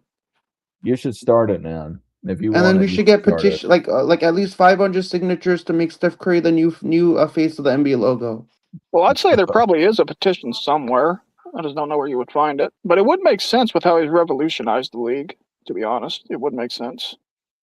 But Yeah, I don't think it's crazy for it as a consideration to make him the logo. I think right. it's the impact that he's had, the shooting, him arguably being the face of the league for some time. It's been really him Right. and LeBron for a large part of the 2010s and the 2020s. So I don't think it's crazy. I mean, do I agree with it? No, but I think Right. there's merit to it. What do you guys think about my argument? But there's 2 players because some people are saying Stephen Curry should be the face of the logo. Other people say LeBron James should be the face of the NBA logo. Yep. I'll say with Jerry West, kind of lost my train of thought. I'm not going to lie. Let's see. It is impressive how many finals he made straight, even though he did lose them. Like, what did he make? Like 9 straight finals, something like that. As arguably the lead player, you could argue between him and Elgin Baylor, but arguably he was the lead player for some of those times, particularly towards the end of the 60s before they got Wilt, and even when they had Wilt at times, like 69, of course. Let's see what else. His defensive impact, not having the defensive award or team for all that time throughout his prime. Not to get into what ifs, like you said, but that just shows how great of a player he was. He's still making all defensive teams at the end of his career. I have him just greatness wise. I have him above Jokic, and with dominance wise, I would agree. I mean, think about it. I don't know how many players have a scoring title and an assist title. I would say it's probably very few players. I know LeBron has it, and Tiny Archibald actually did it the same season. But that might be the list, to be honest, as far as I know, or Wilt maybe Bob Chamberlain. Cousy. But Wilt yeah, Cha- that's Wilt- about what I would say. yeah, Oh, Wilt- Wilt Chamberlain too. Right. I forgot. yeah, but yeah, I think that is the extensive list of players that have one of each. I think you're right. Now, what I'm interested in seeing, and I think that Jokic, if I'm not mistaken, can miss one more game or something like that. Yeah. Yep. But I know he's been in the running to match Wilt Chamberlain's feat of winning a rebounding title and assist title in the same season. Yep. He's so far he's still leading the league in both, as far as I'm aware. And but like you said, if he misses one more game, I don't think they'll even give him considerations for the accolade titles, let alone MVP, which he was favored for a little while. But we'll see how it goes. But if he's able to play that, not miss that extra game, this season is an all-time peak season as far as like you said, leading. He'll likely lead both of those titles and maybe win MVP. And we'll see what he does in the playoffs. But yeah, this has the makings of a very great all-time season, but we'll see. Yeah, I understand why the NBA implemented the above 65 game rule for Right. winning, because people are, or at least allegedly, milking some of their injury times, and the teams are milking the some of the aspects of getting these guys awards by sending them on the bench, the load management per se. However, for the guys that are really injured, it's like, I don't know, 65 Yeah, it games. just I don't sucks. know, it's not a lot. It's not like it's a ton of games to make, but if you actually get injured and you can't play, Right. that sucks. Like with Wembanyama Mm-hmm. should have a bunch more stuff, Yeah. particularly the blocks titles and other things to his name, but he doesn't because he's been injured. So Yeah. And I'll say this as a Cavs fan. Evan Mobley won the DPOY last year. If Wemby made enough games, that was his defensive player of the year all the way. So yeah. the top 6 candidates who are going to be the face of new logo: number 1, LeBron James; number 2, Michael Jordan; number 3, Allen Iverson; number 4, Kobe Bryant; number 5, Stephen Curry; number 6, Victor Wembanyama. Wemby already. That's probably the list, I would say. Yeah. Yep. I love Wemby, man. He's I do like him. Yeah. Yeah. What do you like about Wemby's style of play, man? Do you like how he plays on the court, man? Like, he's tall, man. Like, he could dunk the ball. Like, he could create open spaces for other players to get an open shot up. Well, the first thing I like about him is that he shaved his head bald, and I'm bald. So but outside of that, no, really, he's got this defensive tenacity, and I think a lot of it has to do with his physical talents, or his, just how he was born being tall and gangly, or however you want to put it. But on top of it, he can do so much on offense, and I think he should shoot less outside on the perimeter, but he's got the capability to do so respectably. But I love when he goes to the hole, and he'll be aggressive towards it, even though he's skinny. He'll try to dunk on people, and he's not afraid to do that. And he talked about trying to incorporate the sky hook and all of that. I would love to see something like that.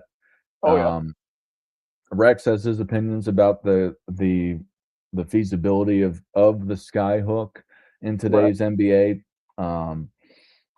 As a never been a professional player, I think they could probably work still, but he says he thinks it can't happen due to speed and some of the zone or the ousting of the illegal defense, but I think it still could be effective. Really, just in general, hook shot. It doesn't have to be the sky hook, but just a player that can hit hook shots. Right. Yeah. Yeah, the greatest moment I would think it would still be able to work in today's league. Obviously, maybe not as well as like Kareem's hook shot back in the day because of all that you mentioned, how the teams run just their offense and their defensive. But I mean, Wemby's a really likable player because I mean he's one of the few guys back to the All-Star game. He's one of the few guys that actually tries in the All-Star game when we saw him last year, and he kind of just does everything on the court. I mean, he can score very well with great variety. Like you said, he can take it to the hole, and he has such length that he can just kind of like Space Jam dunk over people. You know what I'm saying? Yeah. And then on the other end, he's blocking and altering so many different shots. He's like doubling the next player in blocks average, I'm pretty sure. The only thing I'll say, like, he leaves a little bit to be desired with the rebounding, particularly offensive rebounding for his height. But other than that, tremendous player with tremendous potential. Yeah, the greatest part- moment I would have of Steph Curry would be when he shot that over Wemby. Yeah, that was a When nice. they played in Paris in the Summer Olympics, when they played and Curry shot that ball over Wemby, that was beautiful, man. Like, people are Yeah. making that a screensaver. When Curry shot that ball and it arced over Wemby and he made the shot, like the ball goes over Wemby and he's trying to guard Curry and he shoots the ball over Wemby. Yeah, that was a great Dude, shot. that's gonna be iconic, man. Everybody's making that as a wallpaper saver. Yeah. I think Like Wemby on their would be phone, man, awesome. like, like Right. as a Yeah. wallpaper. Right. They're making that as like as their wallpaper because that's an iconic moment. Curry shooting the ball over Wemby. Wemby's holding the ball up in the air, is trying to guard Curry. Curry can't be guarded. He just shoots the ball over Wemby, and then he makes it. And Wemby's like, "Are you kidding me?" He was like stunned, man. He was like, I'd never seen that in my life before. Yeah. I've never seen Yeah. Curry just arc a three like that. That's what Curry does. He can arc. He can arc the shot. He can shoot the ball in the arc, go Yeah. over the player and drain it. That's how crazy that guy is. Right. That guy can shoot the ball from all over the court, man. He can shoot that from the logo, shoot from the corner, he can shoot that from everywhere, man. That guy's a revolutionary player, man. I mean, he's gonna change the league. I think Wemby with his offensive rebounding, I think that he'll start from the perimeter. It's not that he never goes down and stays at the low block. It's not that he never does that, but I think the double team attached to that when he gets down there, because I've seen some highlights where he's getting triple teamed, especially yeah. on crunch time situations where. So I think a lot of that is that he is so good. Right. And on a sidebar makes guys like Moses Malone or more so Moses Malone or Wilt Chamberlain or guys like that it's impressive that they're able to get all this all these offensive rebounds Right. where they're prolific scorers on top of it. Right. But Kevin Garnett, I think Kevin Garnett had a higher peak throughout his career than Nikola Jokic. What are your thoughts, guys? SGA, what about you first?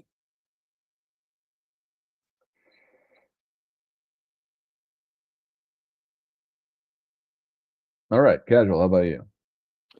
Yeah, I'd say I would agree. I mean, he's got an MVP. He's got a Defensive Player of the Year, which Jokic doesn't have, of course. He made 9 first-team defensive selections, which is tied with Michael Jordan, Gary Payton, and I believe Kobe Bryant. He had 4 straight rebounding titles, which is really impressive. Especially all the prolific rebounders he was going against in that era. And then he has the championship, and arguably he maybe should have won Finals MVP, but that's a what if. Can't count that. But if he didn't get another what if, can't really count it. But he also got injured in 2009. It would have been nice to see if he could have went back to back with that team. But I'd say his championship run was. I'd say he probably faced tougher competitions with that championship, at least for the team he faced in the finals, Kobe's Lakers and whatnot. But I would agree that KG's dominance, I would say, surpasses Jokic's. But Jokic is close, of course, but yeah, I'd agree. Yeah, for all the things that you're saying, and you kind of front loaded it with this, is that a lot of these guys that I'm talking about also were great defensive players or had the individual statistical dominance. So, Right. um, it's I just don't think you can ignore that stuff, especially when Right. you look at the dominance holistically of a player across all time. If they're being acknowledged as the best defensive players in the game, it's not to say that Jokic is a bad defender. People like to say that. I think that's a little overinflated. Like, Yeah. do I think he can lock people up like a guard or some of these or like KG? No, I don't think as a one-on-one defender he's got that Right. capability, but at the same time, it doesn't mean he's a bad defender because he doesn't play like that. He plays Right. to his capabilities, and he's a good defensive player for what he can do.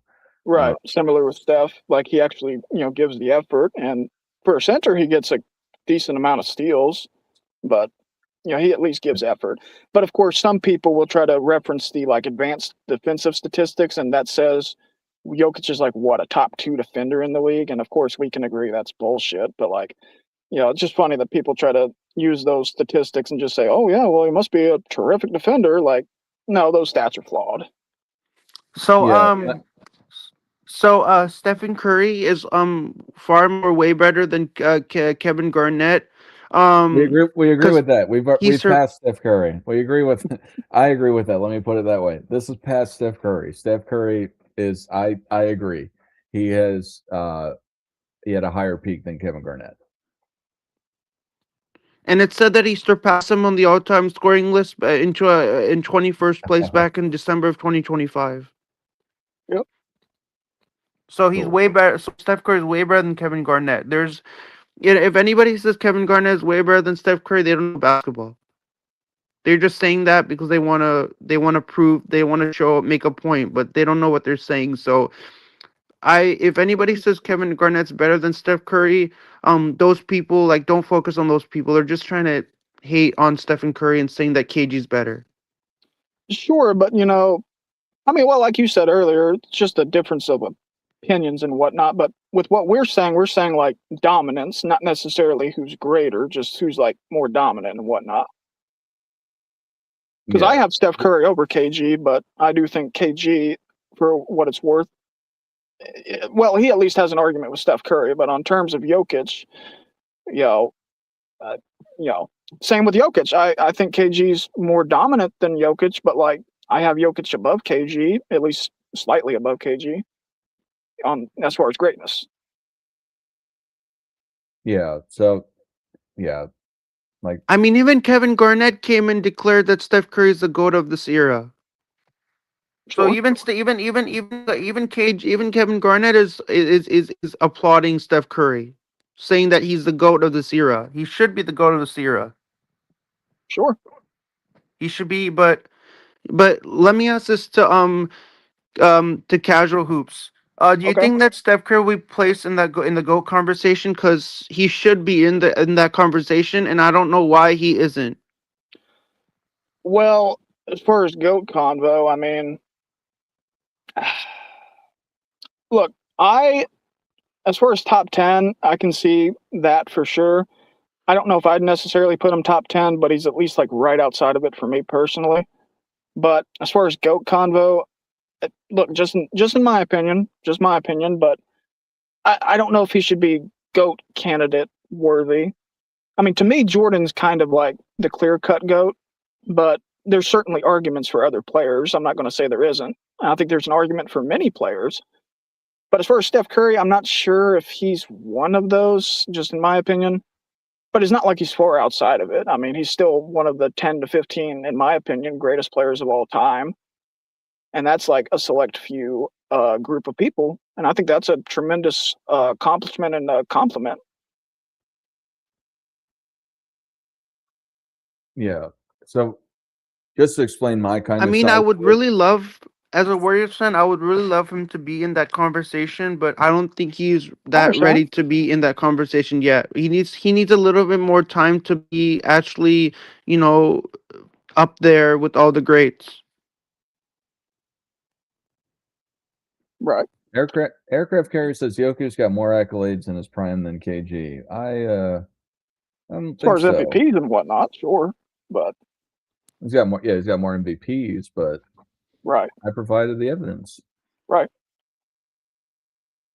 The Jokic disrespect is just pure hate. I like Jokic. Jokic is Yeah, one I of my like favorite Jokic. players in the NBA. Yeah. I can't say way better. KG wasn't no slouch. That's true. I agree with that. I got Steph over KG, but you can't just dismiss KG like he was a ham sandwich. Absolutely. And then SGA, their aircraft carrier keeps saying that you are my son, and he says that you love Steph Curry. Which, Well, he's a Warriors fan. You got to give him that. I mean, you got to be fair. He's a Warriors fan. You know, like it's natural. You know what I'm saying, Aircraft? But, you know, I can understand, you know, what you're saying to an extent. But that's all I'll say. all right, Bill Walton. Bill Walton had a more dominant career on average than Nikola Jokic. What do you think about that? Well, it's the natural comparison that people will say Bill Walton was the prototype, you know, Jokic, but with better defense. And pretty much it's true. I mean, obviously they have like different play styles because Jokic works more on the perimeter because he's in this era. Bill Walton worked more in the post because that was his era. But the way Walton even was a playmaker is different than the way Jokic is a playmaker, I think, at least slightly different. Like, honestly, I think Walton, well, I'd say he's probably even more unselfish than even Jokic, who is very unselfish. But, you know, Bill Walton was really just trying to look for the absolute best guy to give the ball to. And obviously, he was a great shot blocker. I don't know how many blocks titles he has, but I know he at least has one or two, I think. He won MVP. Now, with that one, he played like, 58 games or something like that, which is the least for an MVP, I think, for non-lockout seasons. So, you know, that's something I guess that could be mentioned, but like, you know, he still has the MVP and he has multiple all defensive teams. And if the award existed, he probably would have won a defensive player of the year, but again, what if? But, you know, it's easy to say he's a, you know, much, much, much greater defender than Jokic. And as far as rebounding, I'd say even a greater rebounder. As far as playmaking, I would give that to Jokic, you know, because he has an assist title. I don't think he has two. I think he has one assist title. It's kind of a toss-up for me, but I could see going Bill Walton's way. It's just his dominance was just so short-lasted because of all of his injuries. But like you said, as far as an average, like for those first few seasons that he was healthy, I mean, that's enough to rival Jokic. But for the consistency, like you were saying earlier, I mean, I would maybe edge Jokic personally. Yes, but we're not talking consistency. Well, consistent dominance, like you said, for Duncan, who made like 15 NBA defensive teams. Emmy in 1991. 1991? What? Who? I didn't hear you, SGA. Anyway, I think what really takes Bill Walton over the edge is his 1977 season. That's the year that he won. He won a blocks title. He won a rebounding title, like you were talking about, and he won defensive first team, NBA second team behind Kareem, and he was an all-star. And then he was second in MVP votes behind Kareem Abdul-Jabbar. It's that really over his 10-year career really averages out amongst other things. In 78, he won the MVP, all the NBA first team, defense first team, and all-star also. So that really compounds his entire career. He had a 10-year career, really didn't win much other than that. I don't I don't consider the 6 Men of the Year award a dominance award. Right. So, like, I'm not taking this into account. He did win that, though, in 1986, playing for the Yep. Celtics. I don't think that's dominant. I think that's you're a really Right. good bench player award. Yeah. Right. But I think that because again, let me just reread what Jokic has gotten as awards. He's a 7-time All-Star, 7-time All-NBA, and 3-time MVP. He won the championship once. I forgot. Bill Walton won the championship too in '86. Yep. But in comparison, the compounding of being dominant across the field, never won a statistical title. In the year that Bill Walton did win the championship and the Finals MVP, he was a first-team All-NBA, first-team All-Defense, and he won the rebounding and blocks titles. That is one of the greatest seasons of all time, even not winning MVP. Yeah. And Jokic has not gotten that. So, SJ, what are your thoughts? So I have a very interesting fact about Bill Walton. He won an Emmy in 1991. Like that was something. He actually won an Emmy award in TV. I don't know, a show or something. He won. I looked at his biography. Was that for him as a broadcaster or? I think broadcaster. Okay, that would make sense. That's interesting. Yeah. Yeah, he was a great broadcaster. What was your thoughts on Bill Walton? What do you what kind of impact did he have on the game? Oh, Bill past this Walton. claim, what kind of impact did he have on the game? Yeah. He was something that Casual Hoops had talked about. I think he really defined what he really defines what one of the greatest centers are in NBA history. He covers down on defense, rebounding holistically, just getting possessions and enabling teams to be successful because you need possessions to score or regain possession while you're on defense. He was a very, very good scorer when he was near his prime. He was averaging around 20 points per game. He was, he won MVP. He was very competitive, but like he's on the same scale as somebody like Wilt Chamberlain in respect to doing it all. His length of time doing it in comparison to Wilt Chamberlain was minimal. However, he had the capability, and even when he was injured for years and years, he was able to be really the first time that he had a significant playoff run since his injuries started getting crazy. He had a bad surgery too that messed up his capabilities to get healthy. But in 1986, when he was actually able to get through a whole playoff run without getting injured, they won the championship. Yeah. Not to say that he was the only driver on that team. It was a great team otherwise, but he was a major part of that team. And really, the thing that people forget about Bill Walton is that he got injured. He had serious injury problems. But when he was on the court and when he was playing, he was very impactful, arguably one of the most impactful players of all time on any team. Aircraft carrier. I'm talking about. So, are you telling me you don't think that Bill Walton, in respect to winning NBA championships, was similar to the ones that Wilt Chamberlain won in 1967 and 1972? Are you saying there's no similarities to that?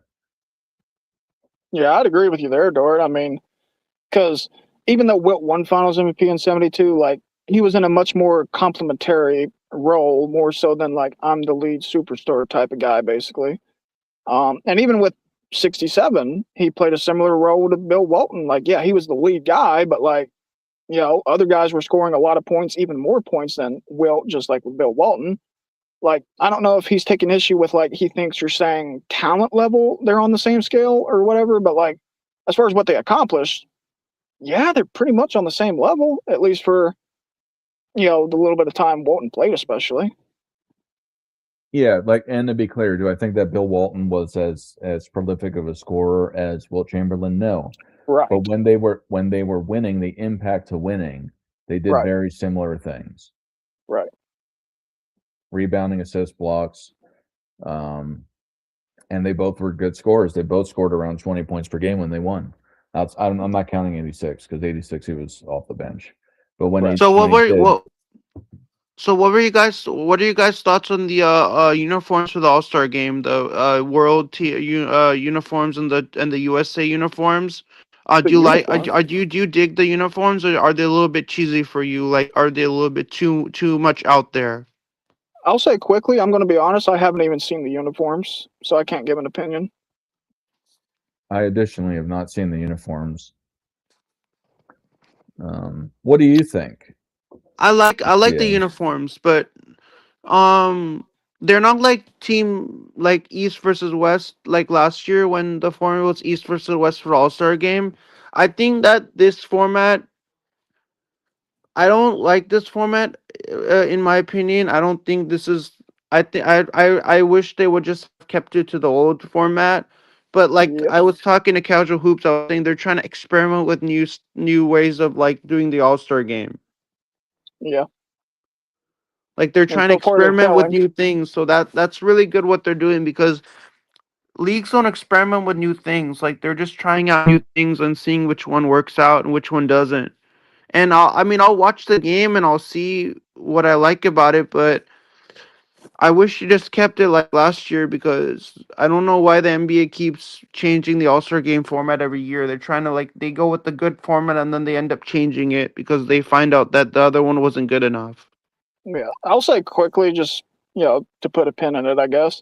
I mean, it's good to experiment sometimes. I mean, when they introduced the in-season tournament, I didn't completely hate that. Am I going to say in, career cases, oh, LeBron James has a cup?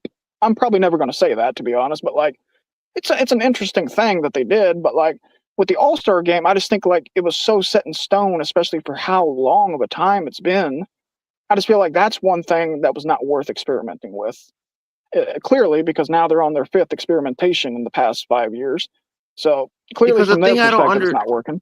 The thing I don't understand about the All-Star game format is that why did it take the NBA so long to find out a perfect All-Star game format? They were like going, we want to go with the USA versus the world, and then we want to go with something else, and we want to go with something else. Like, just find one that works and stick with it.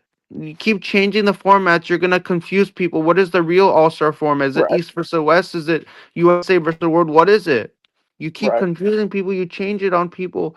Then they should just go with one format. Just go. Why can't they just go with East versus West and just stick with Right. East versus West? Because I know the East versus West was like popular. I mean, like everybody liked that better.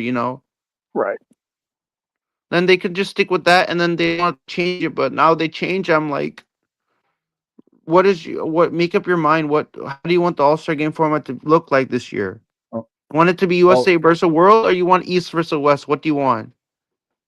USA versus World, I think, is not a good long-term solution because Yeah. let's say the world I mean- just keeps winning. Let's say the world just keeps winning. Right. You just make the National Basketball Association in the United States look USA like versus- dog crap. In a way, USA versus World is really good because you get to see the best players from the USA face off against the best players from the other countries, like France and that's what I like about USA versus World, because I want to see like USA players face them against players from other countries. That's really cool because they're representing their country. It's kind of like think like when you're thinking of world, like when it's USA versus World.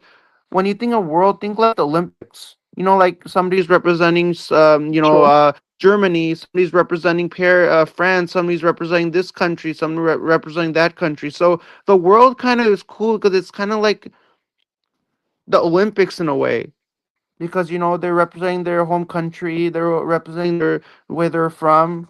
So I think that it's gonna be good for this format. I mean, I don't know if this is the long term. I don't know if next year's All-Star game they're gonna stick with this format, but I think that this year Probably not. it might.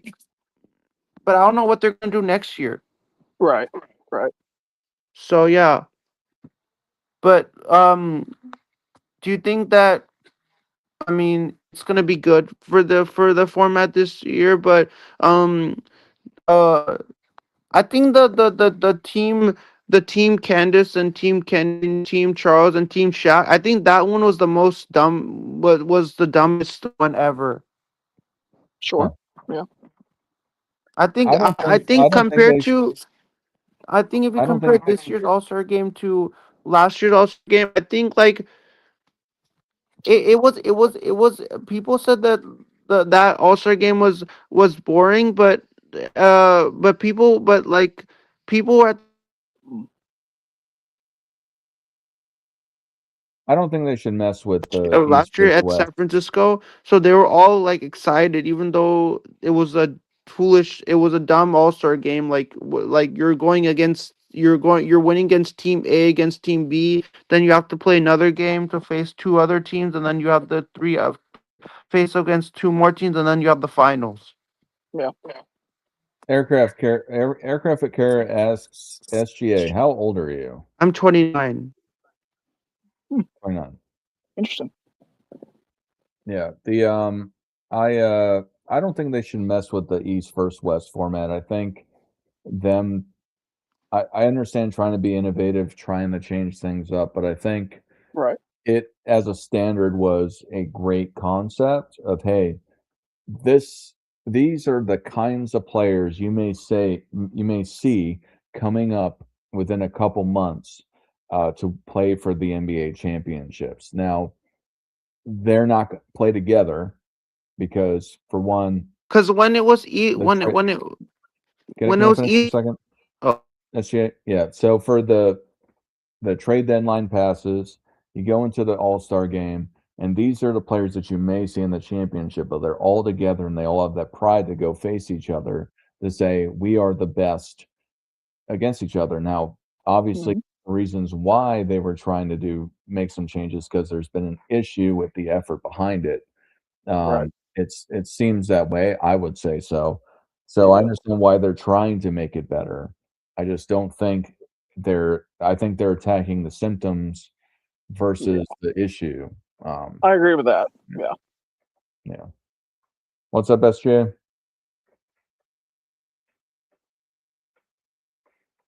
but like if they're doing USA versus World, don't you want to see like don't you want to see other players represent their countries? Like Giannis is from Greece, and then Wemby's from France. Like, do you like to see that? Because then whatever. Like, if people are watching the game from all around the world, and somebody's from watching the game in Greece. If Giannis is playing, they'll cheer. They'll cheer. So they'll get hyped up for their favorite player. From they'll rep the the flag of their country. They'll wear the Sure. merchandise from for like they'll buy Greece hoodie or something, and they'll wear that while watching and cheering on Giannis. So I really like that part about. I think I think this is gonna be fun. I think this format's gonna be fun this year. It's gonna be a fun format. I'm looking forward to it. I'll say real quickly. I, I don't know if they did this a couple years ago. I think they did, where they had like the two games separate, where they had a USA versus World game, and then they had the All Star game. They did, That yeah. that's much more interesting to me because then you can have both. You know what I'm saying? You can have both without it being the same game, where it just becomes convoluted. Because I just think East West is just. I mean, like Dart said, it's the two conferences facing off against each other, showing like, hey, these are going to be the guys in the running for the championship. From different teams and whatnot. And you know, I just think USA World should be its own thing. Yeah, I'm more in that line also. It's they have the if you want to see the So it US says it over here. versus So it says the 2026 NBA All-Star Game features a new USA versus World format, replacing the traditional East versus West showdown with a three-team mini tournament, two squads of US players and one international world. You know, and then they're playing at the Intuit Dome, Inglewood. on February 15th, and they're trying to make it. They're trying to make it more competitive. So I think like that's really cool, and it's like a round robin tournament featuring 3 12-minute games with the top teams advancing to the finals. I think like that's really cool for them to do that. Because that's really like it's really I like to make the game interesting because for me, I'm very much into like I know like some people don't like experimenting and changing things around, but for me, I love that. Like I'm really for new stuff, like getting acquired to new stuff, like new format for how the All Star game is gonna be played.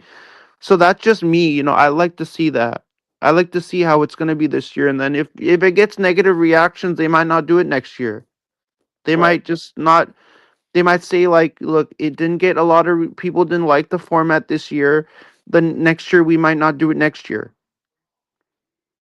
We might just do the East versus West like normal, or we lose something. But I mean, it's just, I mean, I like it because like you know Steph Curry's in it. I mean, it is the All Star game, but I mean, they're still gonna announce the players, so it's still gonna be like an All Star game. Yeah. Well, gentlemen, I appreciate you guys coming on and the conversation. Uh, SGA, like I said, I will be gone for some time coming up in the near term. But if you want to do something, just shoot me an email. If it makes sense for my schedule, then I'm more than happy to go on your show and chat with you for a I'll little shoot you an bit. email. Casual Hoops, would you like if I'm inviting what's your name again? I didn't give out my name, but uh, as far as collaborations, I don't think I'd be consistent enough because I'm basically just starting out this channel. I mean, it's like a brand new channel essentially, so I haven't really been out this long, and I'm probably not going to be able to be But it consistent was with it. really it was great. It was really great coming on your channel. Um, I'll definitely check your content out. I'll check all your videos, everything, and I'll make sure to subscribe to your channel once I get off this live. It was good talking with you, SGA. It was good talking with you too. I'll make sure to subscribe to our YouTube channel, Learn the Game. I'll give you a subscribe. I'll give you a like. I'll make sure to turn on my bell notification, so I'll make sure I'll be updated when you go live. But um, I love that you talk about sports. So you talk about NBA, like everything, like NHL, everything around sports. But um, it was great coming on, and if you're live again, I'll keep my notifications on, so I'll be notified when you go live again. But it's great joining you too, and hopefully you have a great rest of your Sunday of your Sunday afternoon. But I'll look forward You to too. seeing you back here on the live. Yeah. See you Great All right, talk. later. man. Great talk, Dart. I'll just ask you one thing. You don't mind if I post like clips from this video to my own channel and whatnot? Just wanted to Ah, ask do you your thing, first. man. Do your thing, Okay, man. I appreciate it. I got no issue. All right. I only got issue if you stalk me and post personal stuff on your Oh channel, yeah. which I don't Right. think you're gonna do. So, but No. anything related to It was this, great coming on, gentlemen, and yeah. hope you guys have a great day. You too. I See you appreciate it, later. Dart. You have a good day, Dart. All right, and for everyone, learn the game.